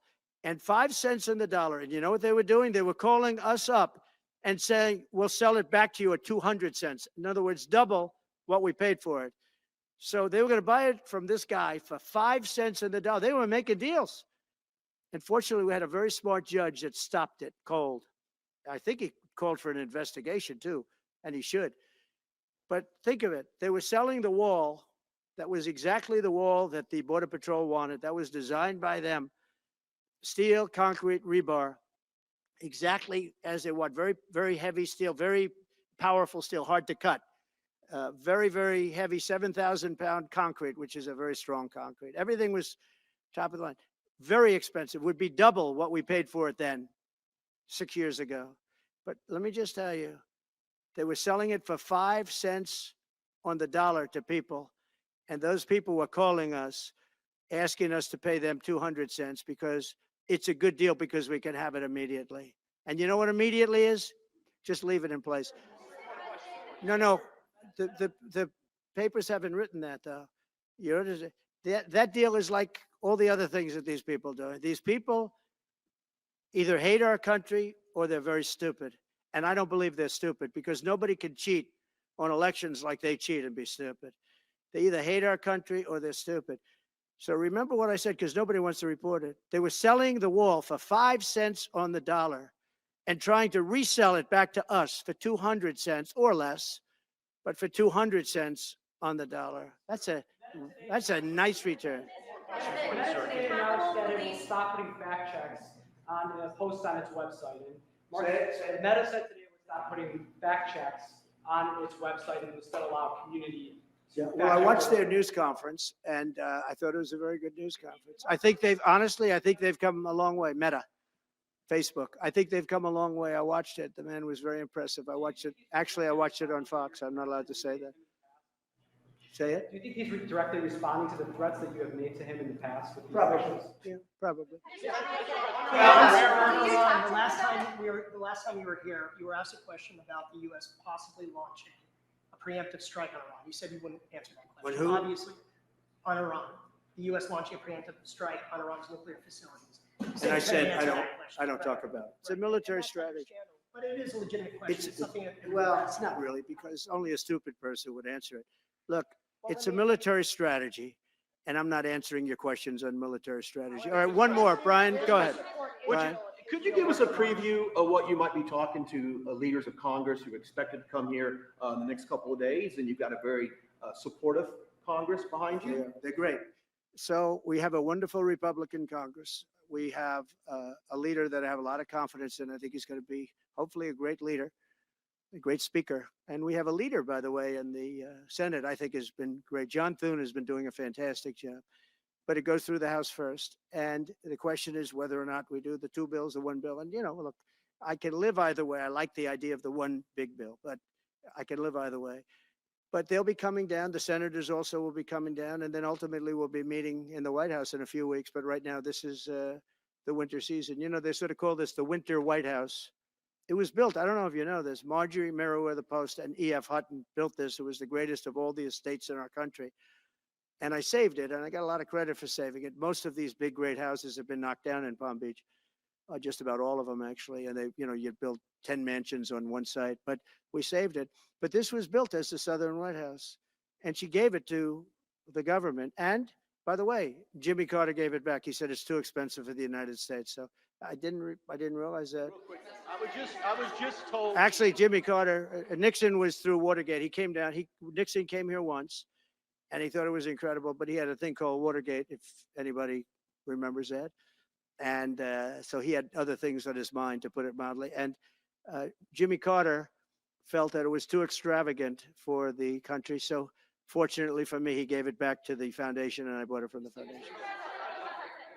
On reconciliation, some Republicans saying in trade for a massive bill that you and they share the interest in, they want to see big spending cuts. Do you agree with that? And Well, I'm okay with spending cuts. I like spending cuts. Just I'm on the record for spending cuts. And the debt ceiling was given to us. It shouldn't have been, but it was put in our lap. And what I want in terms of debt ceiling isn't the ceiling. I just don't want to see a default.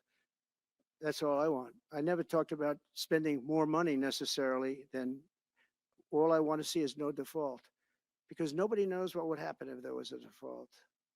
It could be 1929 and it could be nothing, but that was put into our lap and it shouldn't have been, but it was. And so we'll handle it. But debt ceiling is not about raising a lot of money. It's really just about extending it.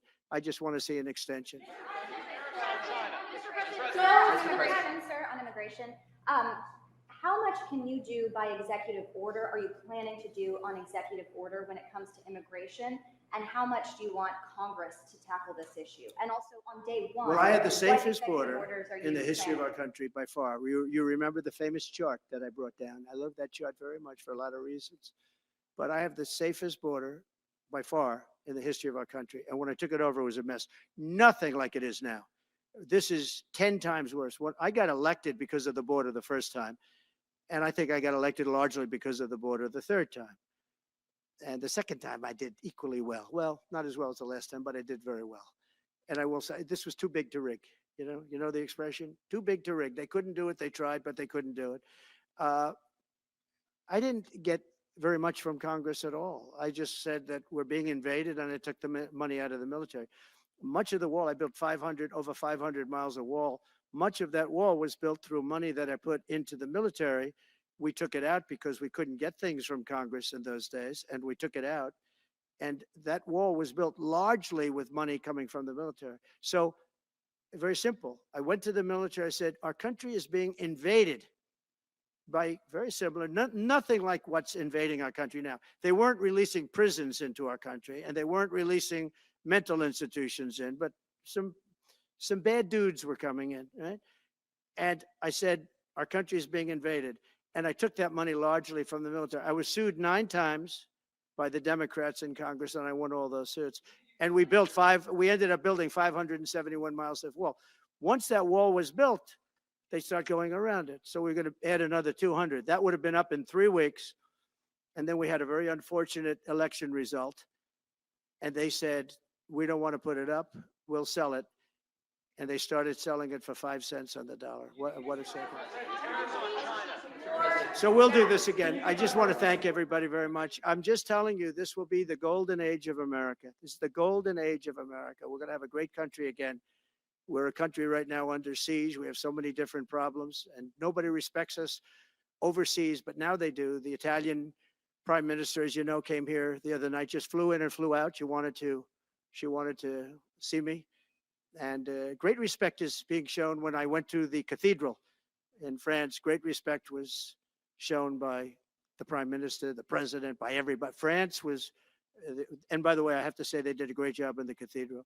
But great respect is being shown to our country again. And we have a great country, but we have to run it properly. It's going to be run properly. We want to get back those hostages for Israel and for us. You know, we do have people that are hostages being held. And I'll just say it again. If this deal's not done with the people representing our nation, by the time I get to office, all hell is going to break out. Thank you very much. Ukraine-Russia war before you take office. Can you clarify what you mean by military force in the Panama Canal?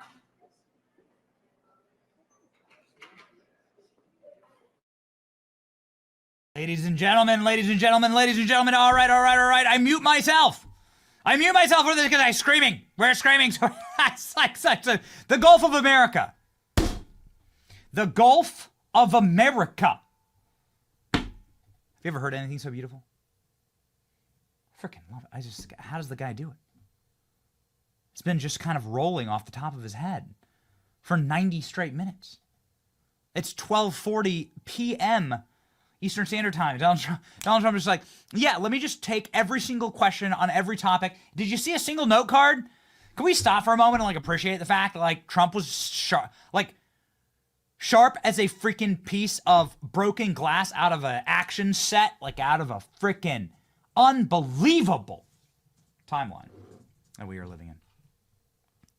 Just sounding off on Greenland, Panama, Canada, saying that we can economically take them over and that China cannot have access to Panama, that it's time, ladies and gentlemen, to exert American dominance and superiority over our hemisphere, that everybody's been taking advantage of us for too long, sounding off on the J6 political prisoners and those who were involved in locking up not just innocent Americans, but also the people who didn't get charged. Oh, baby. Ray Epps. Oh, no.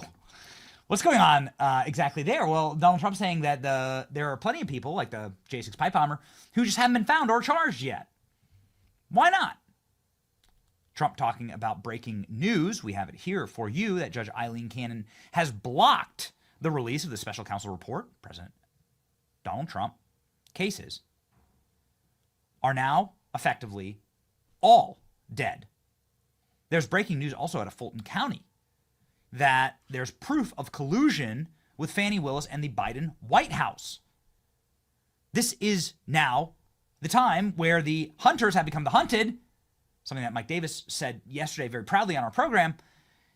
We're going to be seeing a moment in time where those who tortured Americans and violated our civil liberties and our freedom of speech and our freedoms that we enjoy here in this country are going to now suffer the consequences. An incredible moment. Okay, ladies and gentlemen, we need to announce a couple of very important things. One, we are going to be joined in just a moment by Marjorie Taylor Greene. Two, we've added brand new emojis to the chat, including but not limited to an Alina Habba emoji and a Kash Patel emoji. So please become a member of the channel, and you'll be able to use our custom emojis. Ladies and gentlemen, Donald Trump announcing that this will be the Gulf of America now. Do we have that clip, Klein? Mm-hmm. Let's rock and roll, and then we'll get right to the Congresswoman, Marjorie Taylor Greene, because I want to ask about this. Here we go. Donald Trump, the Gulf of America. We're going to be changing sort of the opposite of Biden, where he's closing everything up, essentially getting rid of $50 to $60 trillion worth of assets. We're going to be changing the name of the Gulf of Mexico to the Gulf of America, which has a beautiful ring that covers a lot of territory. The Gulf of America, what a beautiful name. And it's appropriate. It's appropriate. And Mexico has to stop allowing millions of people to pour into our country. They can stop them. And we're going to put very serious tariffs on Mexico and Canada, because Canada, they come through Canada too, and the drugs that are coming through are at record numbers. The Gulf of freaking America, ladies and gentlemen. Oh, yeah. If you are, prepared for the great American century, then you should certainly be using American financing right now. A lot of us are trying to get off to 2025 on the right foot. Certainly has been happening for our show. There are some great news for homeowners out there. Interest rates have dropped, are now in the 5s. If you have been burdened by high interest rates or credit card debt, now is time to break free. American Financing can help you cash in on your home and pay off your high interest debt. Last year, their salary-based mortgage consultants were able to help customers save an average of $800 a month. You should call today. Call today, American Financing. That's 888-528-1219. AmericanFinancing.net/Benny. Make sure that you call 888-528-1219 to see how much you can save. NMLS 182334, NMLSconsumeraccess.org. American Financing, matching the American Gulf of America. Oh, baby. Ladies and gentlemen, joining me now, somebody who needs no introduction, the great Marjorie Taylor Greene, who will be talking to us about the new great American century that she very much helped usher in the 2024 election, and responding live to President Trump's wild and exceptional news conference. It really is amazing. Well, I feel like I've been abused over the last couple of years. Like, seeing a president who can just talk off the top of his head without any notes for 90 straight minutes about the most complicated topics on earth. Man, it's refreshing. Marjorie Taylor Greene joins the program live now.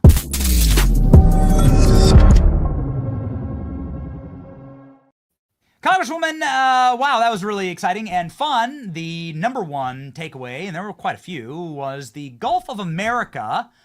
Now, we live actually on what's currently known as the Gulf of Mexico here in Tampa. That would be great to actually call it the Gulf of America. Instead, I fully endorse it. What say you, Congresswoman?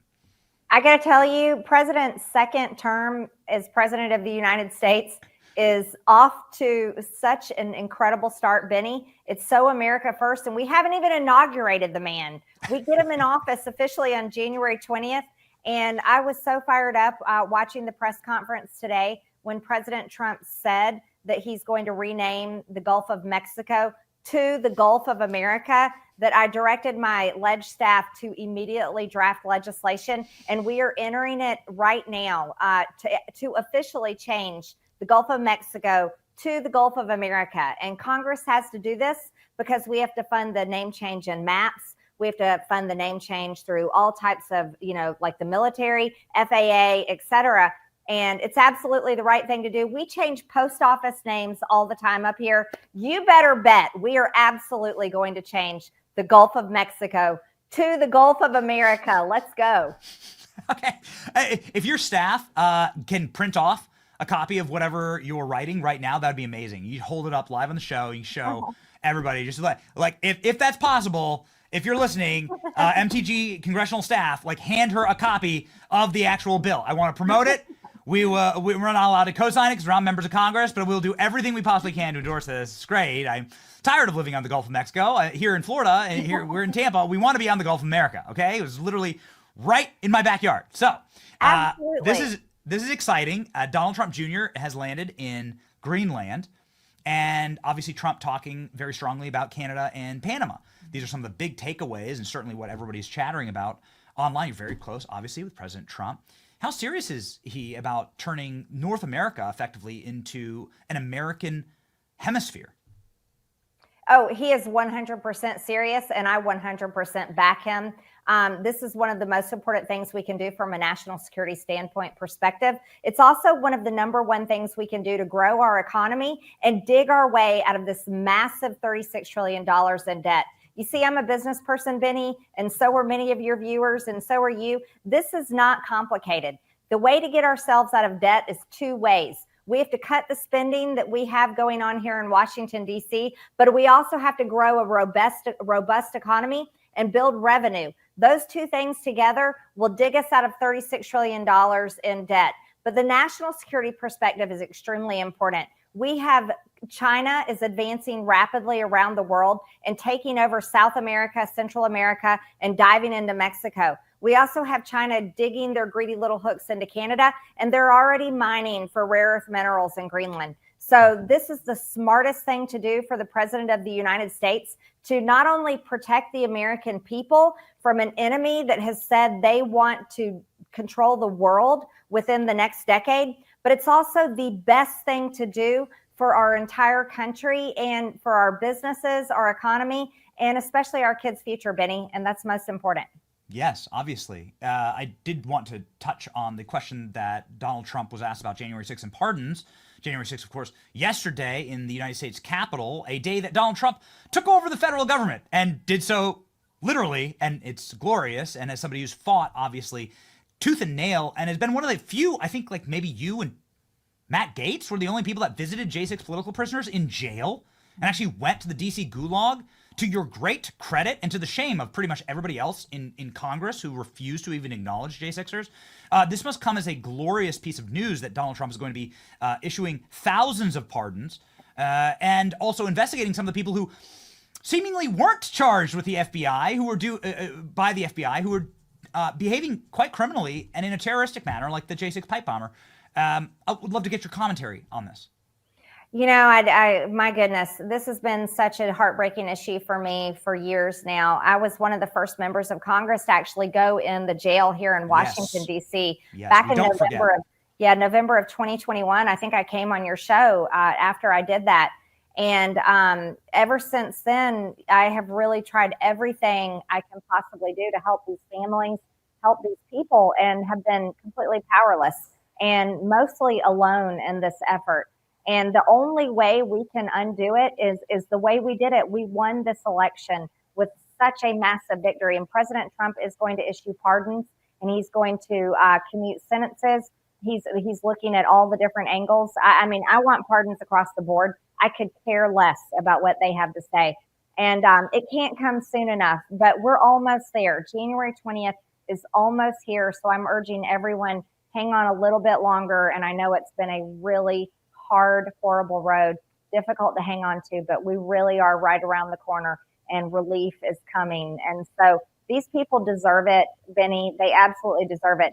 And yesterday on the Hill, I just want to let you know this, the press was coming up and asking me questions about what do you have to say to Capitol police officers that endured fighting and violence. And you know what I said to them? I said, I thank them for their service, but also let's talk about the police officers that endured BLM, Antifa violence every single night during the summer of love and for years. What about the police officers that were attacked in President Trump's inauguration in 2017? So we can't look at this thing through a two-tier justice system anymore. President Trump coming into office, Pam Bondi at the DOJ, Kash Patel at the FBI. Come on, Kash, we can't get you here quick enough. We are really going to right the ship and then go after the people that truly abuse power and hold them accountable for what they've done. What does that look like, going after the people? Because what I often get on this program, Congresswoman, is, you know, we'll see where the case leads us. Well, we've seen what's evidence for an enormous violation of a huge myriad of constitutional rights. There's been many J6ers who've killed themselves because of the stress of knowing that they would face a DC courthouse that's guaranteed to convict them and destroy their lives. And the damage that has been caused to these families is incalculable. Yeah. What does justice actually look like? Will Congress actually give criminal referrals for the people who are responsible for this? I certainly hope so. And I'll start with this. Benny, there's no way to repay these people for what they've been through. People have committed suicide. Matthew Perna committed suicide along with multiple other January 6th defendants awaiting trial. Families have been broken up. Marriages have been dissolved and divorced. Kids have lost years with their parents. There's no way to pay that back. There's no dollar amount for that. Here's some ideas that I have. Matthew Graves, the U.S. attorney at the Department of Justice that used his office to hunt down people, persecute them, and put them in prison, he should be disbarred. We should look at him with possible criminal referrals. I think he's one we should look at. These judges that hold power in Washington, D.C., they have abused and weaponized the power of their benches and used their courtrooms to lock people up that didn't even go in the Capitol. Lock grandmothers up, veterans up. It is outrageous. These people have been put on lists and labeled as terrorists. Like, all of these things have to be undone, but the people that abuse their power, people like members of Congress like Liz Cheney, Benny Thompson, and others on the January 6th committee, we should look hard into what they have done. That's what I'm for. I wanted to see that for the past 2 years as we held power in the House, and we had a January 6th committee through House admin that did a little bit, but I don't think they went far enough in the past 2 years. I want to see more. And now that we're in power, I think that is finally possible. But then again, Benny, I'm only one member of Congress out of 435. And if I had had it my way for the past 4 years, things would be a lot different. And I'm hoping to get to see it more my way going forward. Good. What'll happen to Liz Cheney next? Well, you served with her, right? You must know her. You must know her relatively well. Like, well, what is she guilty of? Like, what do you see the path forward? Trump says that she deserves to be charged and put in prison.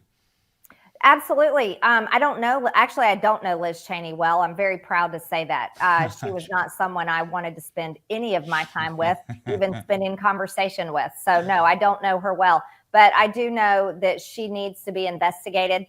She should be disbarred as well. And as an attorney, she knows what attorney-client privileges are. And with Cassidy Hutchinson, she absolutely crossed that red line with Stefan Passantino, who was representing Cassidy Hutchinson. And then the committee, Liz Cheney in particular, was about to set Stefan Passantino up so that they could pursue him and go down some horrific witch hunt trail with Stefan Passantino, who's a former President Trump attorney, former White House attorney, and was doing nothing wrong. So these are the types of ways that she abused power. Liz Cheney, of all people, knew better. She knew better, but she did this for political purposes, and she was doing this to take down President Trump himself.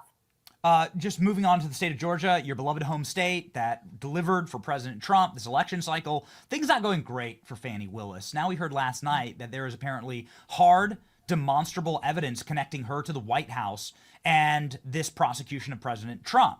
This is obviously criminal. Can you give us an update on that? Perhaps you know more than we do right now. What fate awaits Fani Willis? Well, we'd always suspected, knew all along, that she had colluded. Her and her lover, Nathan Wade, had colluded with the White House with their case that she built and used as the prosecutor from Atlanta. Shamefully, by the way. Atlanta is one of the cities in America that suffers the worst crime, absolute horrific crime. It's also one of the worst cities in America for child sex trafficking. But Fani Willis didn't go after child sex traffickers, didn't go after criminals that were taking advantage of the residents of the city of Atlanta. Her and her lover, Nathan Wade, actually colluded with Joe Biden's White House to bring this case against President Trump.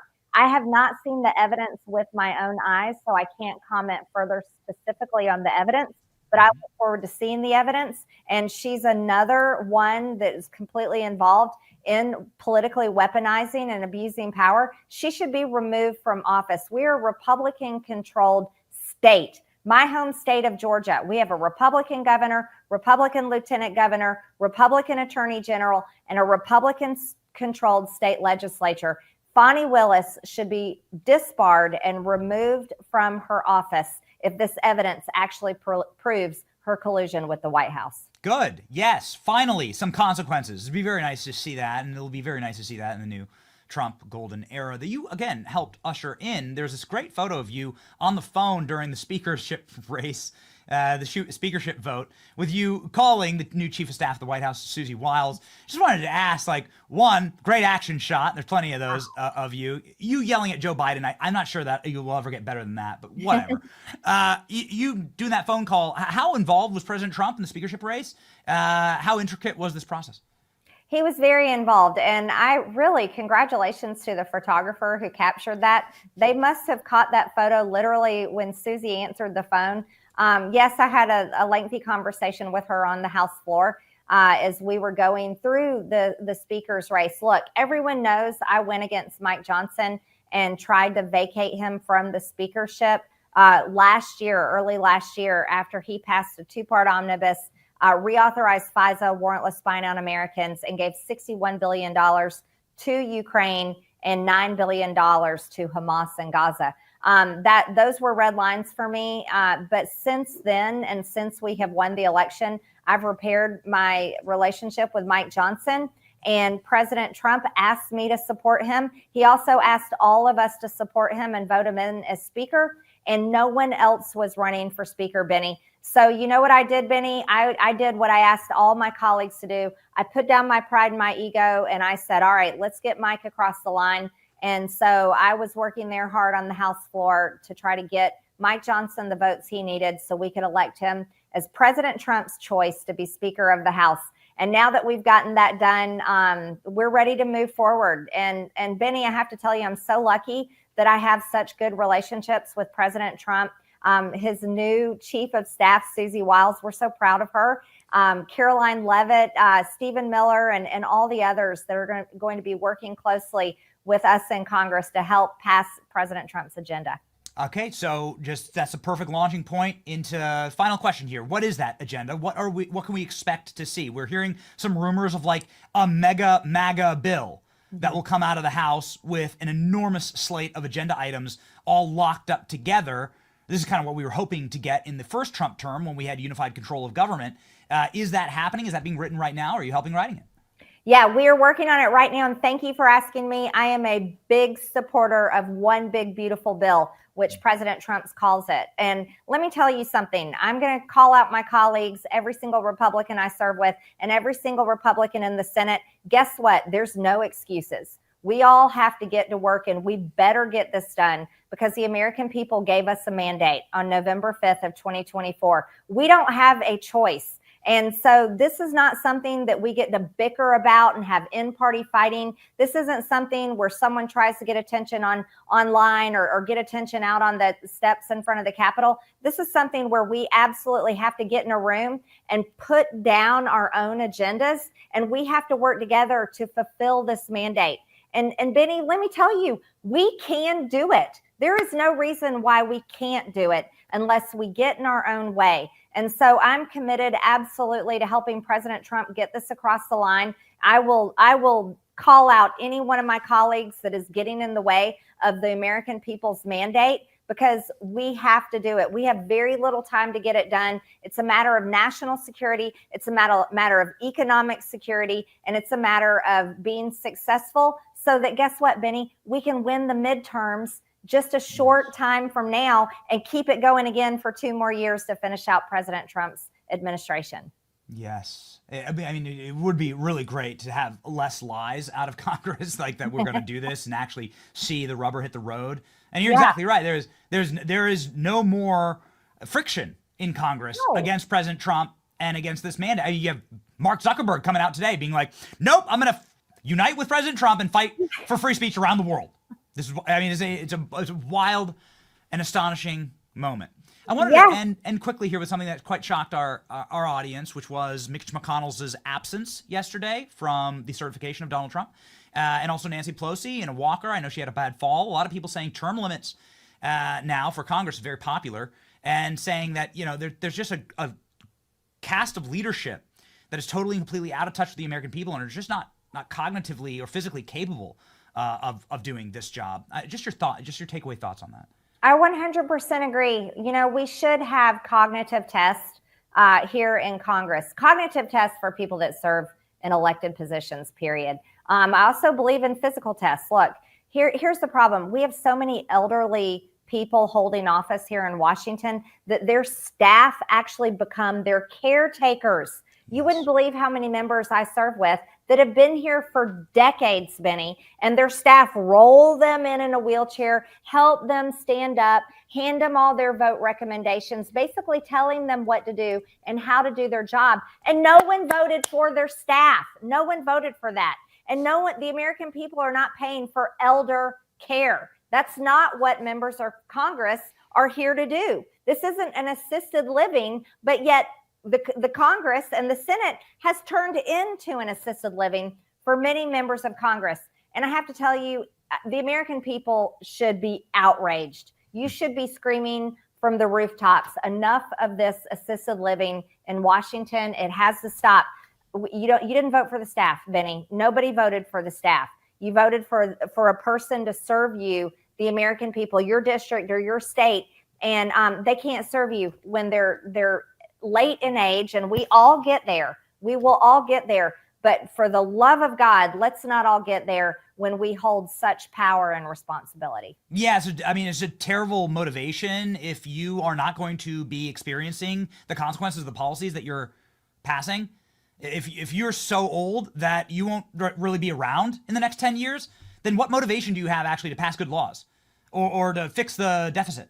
You don't. It's terrible. It's gerontocracy. The Constitution was ratified by a bunch of 20-year-olds and 30-year-olds. That's right. Who actually wanted a country to live in, right? And wanted to provide for their family. And so, anyway, we pray at this program for everybody to have the same energy that Marjorie Taylor Greene has. You, of course, should follow Marjorie Taylor Greene on social media. One of the best X-cover images online with her and Tucker Carlson and Donald Trump laughing at a golf course. Ladies and gentlemen, the great Marjorie Taylor Greene. Join the 1.4 million people who follow her on X and fight with Marjorie. Godspeed, Congresswoman. Thank you, Benny.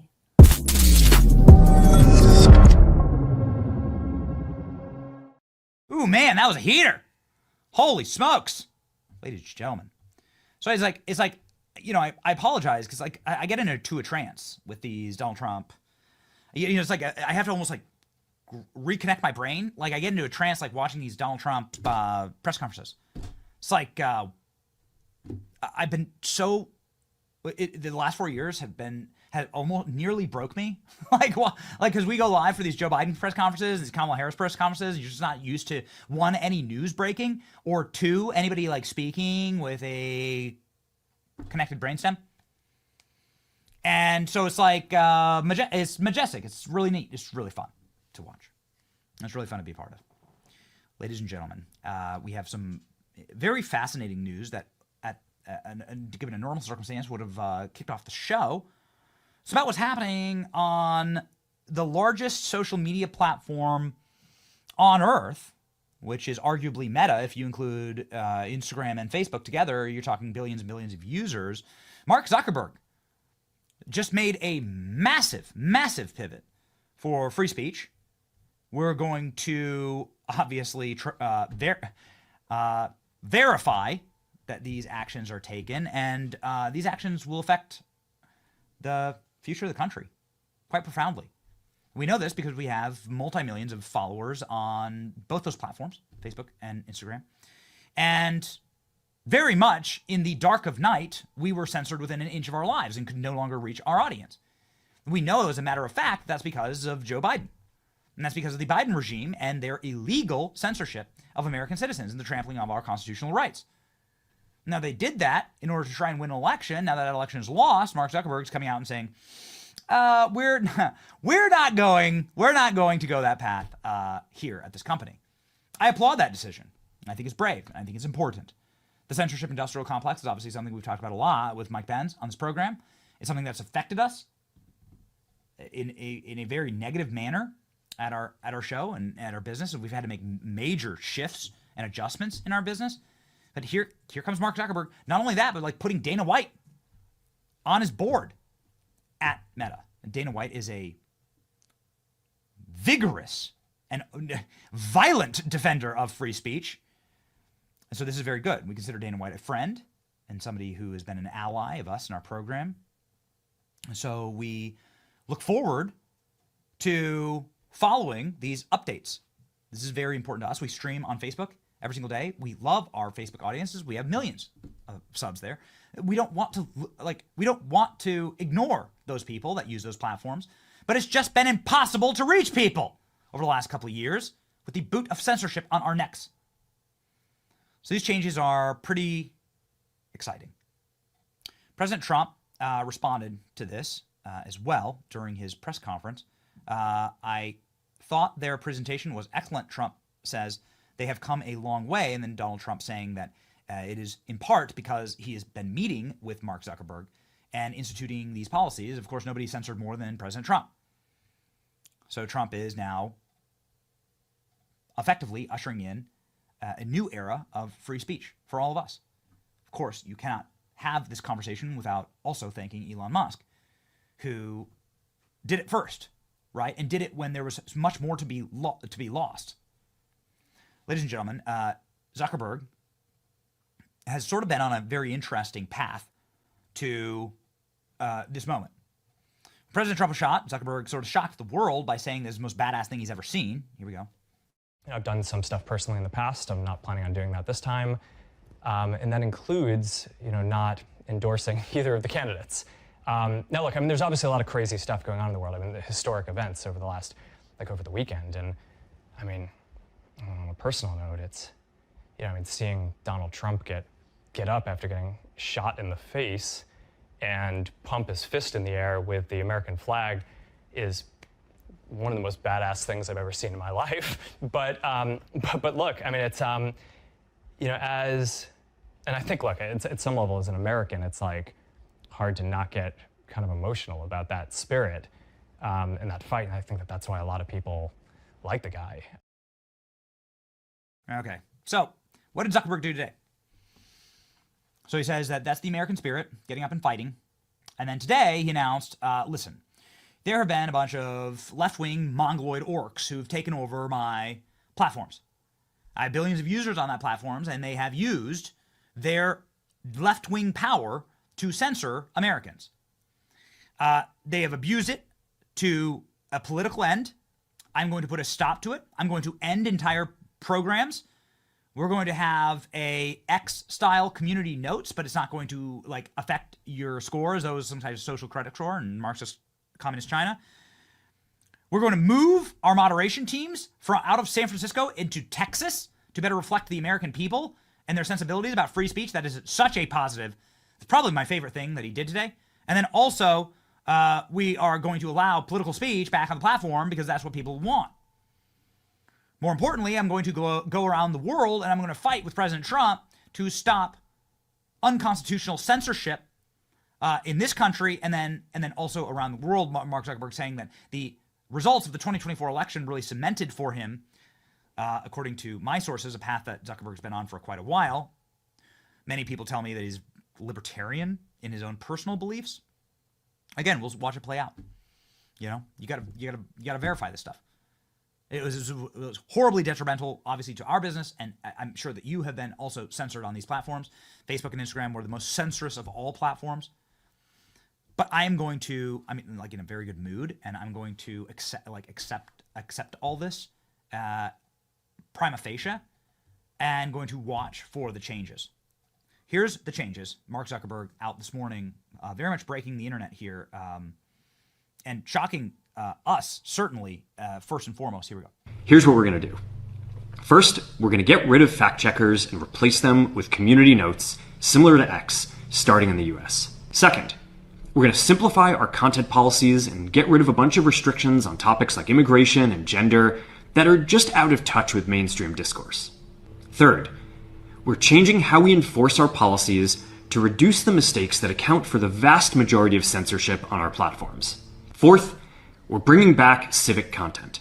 Fifth, we're going to move our trust and safety and content moderation teams out of California, and our US-based content review is going to be based in Texas. Finally, we're going to work with President Trump to push back on governments around the world that are going after American companies and pushing to censor more.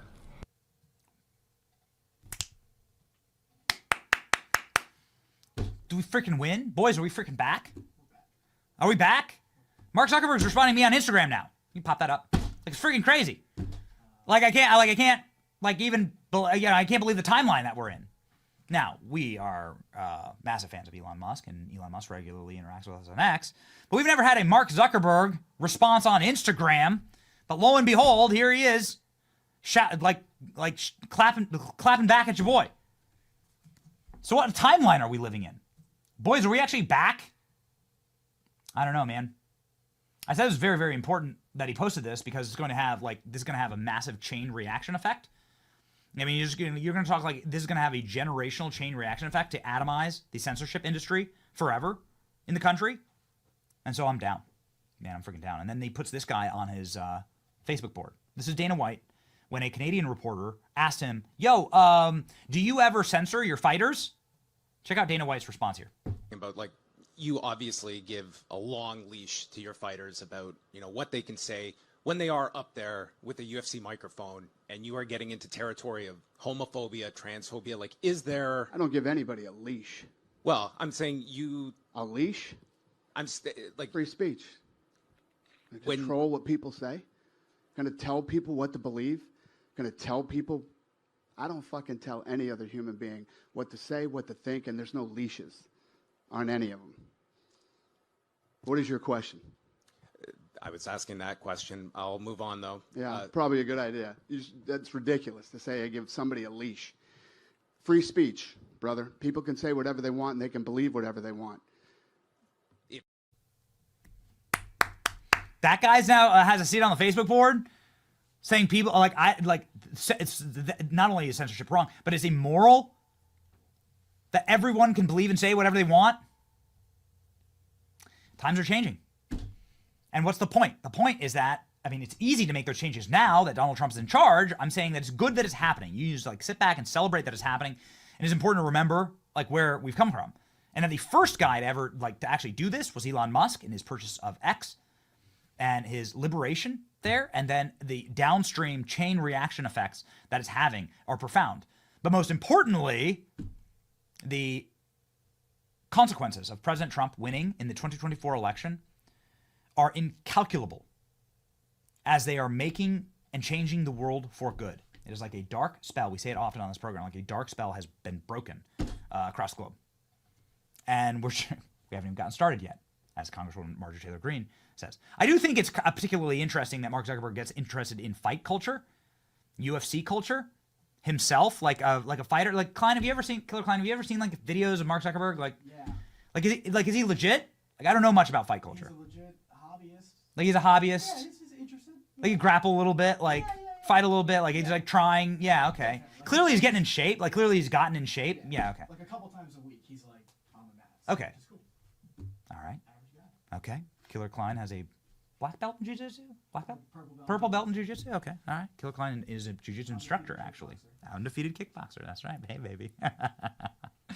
We may have another kickboxer on our program very soon. Yeah. We're looking forward to announcing the Andrew Tate interview. It's going to be fun. Andrew Tate might be the Prime Minister of England, so that'll be exciting. Stay tuned for that one. Maybe we'll ask him about Zuckerberg and whether maybe he'll fight. Maybe the Zuckerberg-Elon fight will continue. We don't know. We're not sure. Here's what I do know: that fight culture is masculine culture. That getting in control of your body and getting in control of your metabolism and owning your own health is the number one step forward in actually owning your life and not having somebody else control you. It's very good to be healthy. The Maha movement delivered the White House to President Trump. There are tens of millions of Americans who are sick of being poisoned and who are sick of living unhealthy lives because of the corporate greed that actually is set out to kill us, kill our environment, and quite frankly, kill the American dream. And so, ladies and gentlemen, 2025 is a important time to lock in for your health. I do that with Lumen. Lumen! This is cool little, I need to bring it into the studio. It's a great little device, about this size, okay? About this size. Like the size of the little car fob. I breathe into it every morning, and it's like a metabolic coach for me. This device helps measure your metabolism through your breath and the app, and it can see where you're burning fats, carbs, gives you tailored guidance to help improve your nutrition, workout, sleep, and stress management. We have a problem with that. It sucks. There's like news all the time, and it's our job to make sure that we're always on. And so we figured out a way to do it where we can still get some sleep, all right, and still live happy, healthy lives. Lumen helps us do that, ladies and gentlemen. All you have to do is breathe into your Lumen first thing in the morning, and the Lumen tells you about your metabolism, whether you're burning fats and carbs, and then it gives you a personalized nutrition plan throughout the day. It's really helped me get back on track over our sort of like time of recharging here in the Christmas season. You should take the next step in improving your health. Go to lumen.me/Benny. That's lumen.me/Benny. Get 20% off your Lumen, lumen.me/Benny for 20% off. Thank you to Lumen for sponsoring this episode. And these statements are products have not been evaluated by Food and Drug Administration. These products are not intended to diagnose, treat, or cure or prevent any disease or condition. It's just meant to help you get healthier. Ladies and gentlemen, we have a very healthy and happy country, and there are W's all around. We are kind of fascinated that Marjorie Taylor Greene, I mean, I guess we shouldn't have been, went so hard at Nancy Pelosi. This is a photo of Nancy Pelosi from yesterday. Looking rough, man. It is a nursing home.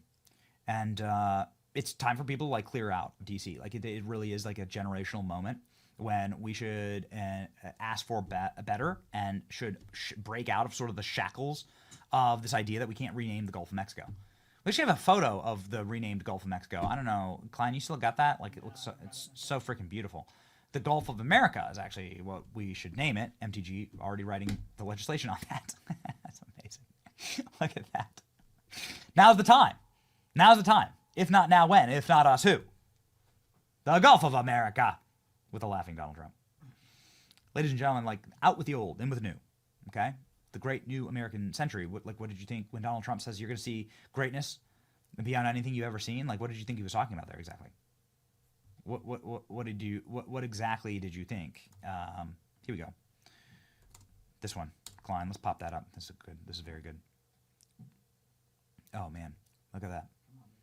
This is what Manifest Destiny actually looks like. There you go.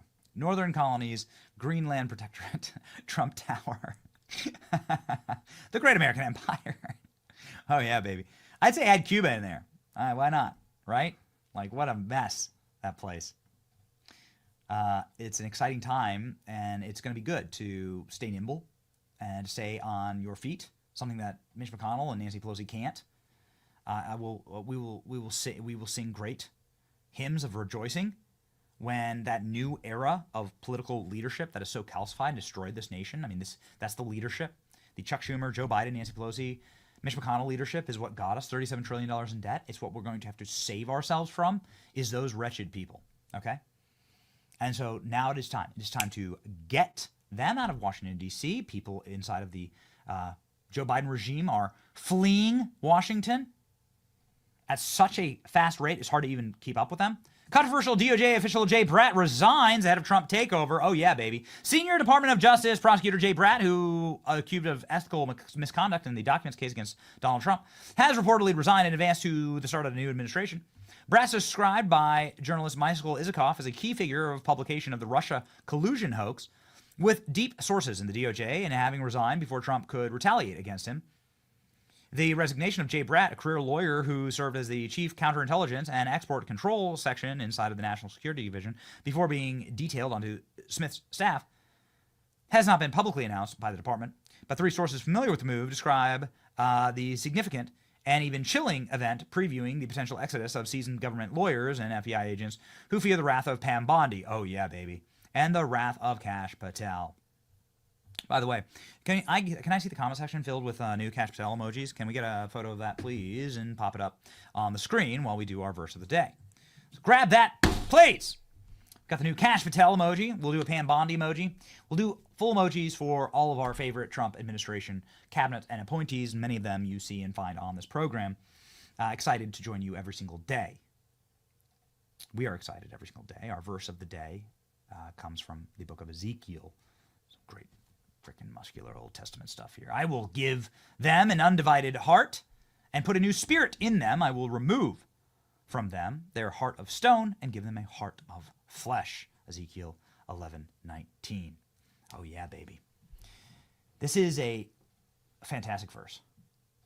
I am no scholar, but it's wonderful to hear a verse about a nation having a divided heart, a heart that turns into stone, and having God change that heart, and all of us beating with one great American heart, one flesh. Our blood is red, our nation is red, and our future, ladies and gentlemen, will be America first.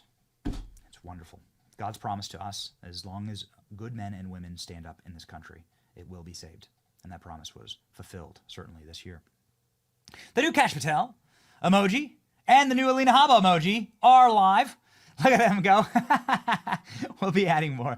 We'll be adding more to this. Let's get a Melania emoji in there and a Pam Bondi emoji. This is maybe a Barron Trump. Come on, like how about an Emperor Barron Trump emoji? How about that? Yeah, okay. Spice it up, ladies and gentlemen. In the new year, become a member. You can get custom emojis if you become a member. This is available on our YouTube chat stream, and if you become a member, then you can use these custom emojis along with many other great benefits to that. Head on over to BennyJohnson.com to become a member of the Brigade, the Benny Brigade, and the fastest growing news stream in the world. This is how we save the country, and it's also how we build out for the next generation news consumption in a world where the shackles are being lifted from all of us. It is more important than ever to have creators that you trust, and we're able to fight through all the censorship. We're able to deliver in this very moment, and we view it as the single greatest privilege of our lives to do that for you, and we will always be there for you. We will not let you down. We have brand new maps to show you right here. The sweet Gulf of America. Are you excited for this? The sweet Gulf of America should have never been named the Gulf of Mexico. The Gulf of America, ladies and gentlemen. This is how it shall henceforth and forthwith be known on every American map. You heard Marjorie Taylor Greene say that's how she's going to name it. Freaking awesome. What a timeline we're living in. It is glorious to be fighting with you. And it's our honor to fight with you every single day.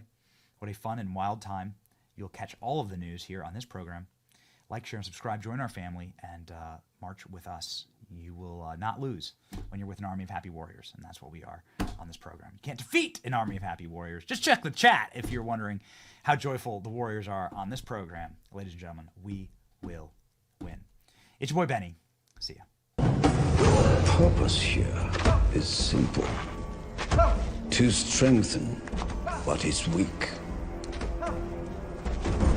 Make hard what is soft. Where mind is master of the body,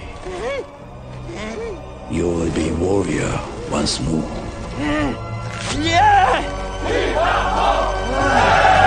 I like my food games. I like my food games. Donald J. Trump of the state of Florida has received 312 votes. Kamala D. Harris.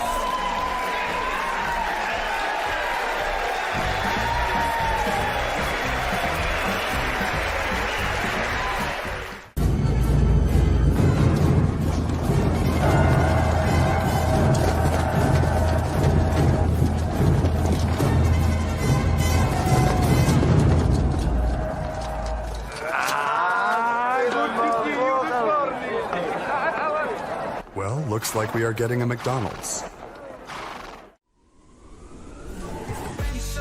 Where the truth gon' be, faith and freedom on your TV screen. Stand up strong, battle through the night. The Benny Show's here, bringing liberty to light. From the speeches to debates, Benny sharp like a blade, cutting through the lies, watch the truth cascade with the warrior's heart.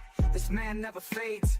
You know it's prime time when Benny invades. From saving the nation to stories untold, the Benny Show's a storm, see the truth unfold. Stay in the loop, let freedom take hold. Salting all the libs, soul never sold. It's the Benny Show, where the truth gon' be. Faith and freedom on your TV screen. Stand up strong, battle through the night. The Benny Show's here, bringing liberty to light. Liberty to light. Bringing liberty to light. Liberty to light. Bringing liberty to life. From the speeches to debates, Benny sharp like a blade, cutting through the lies, watch the truth cascade with the warrior's heart. This man never fades. You know it's prime time when Benny invades. From saving the nation to stories untold, the Benny Show's a storm, see the truth unfold. Stay in the loop, let freedom take hold. Salting all the libs, soul never sold. It's the Benny Show, where the truth gon' be. Faith and freedom on your TV screen. Stand up strong, battle through the night. The Benny Show's here, bringing liberty to light. Bringing liberty to light. Bringing liberty to light. Bringing liberty to light. Bringing liberty to light.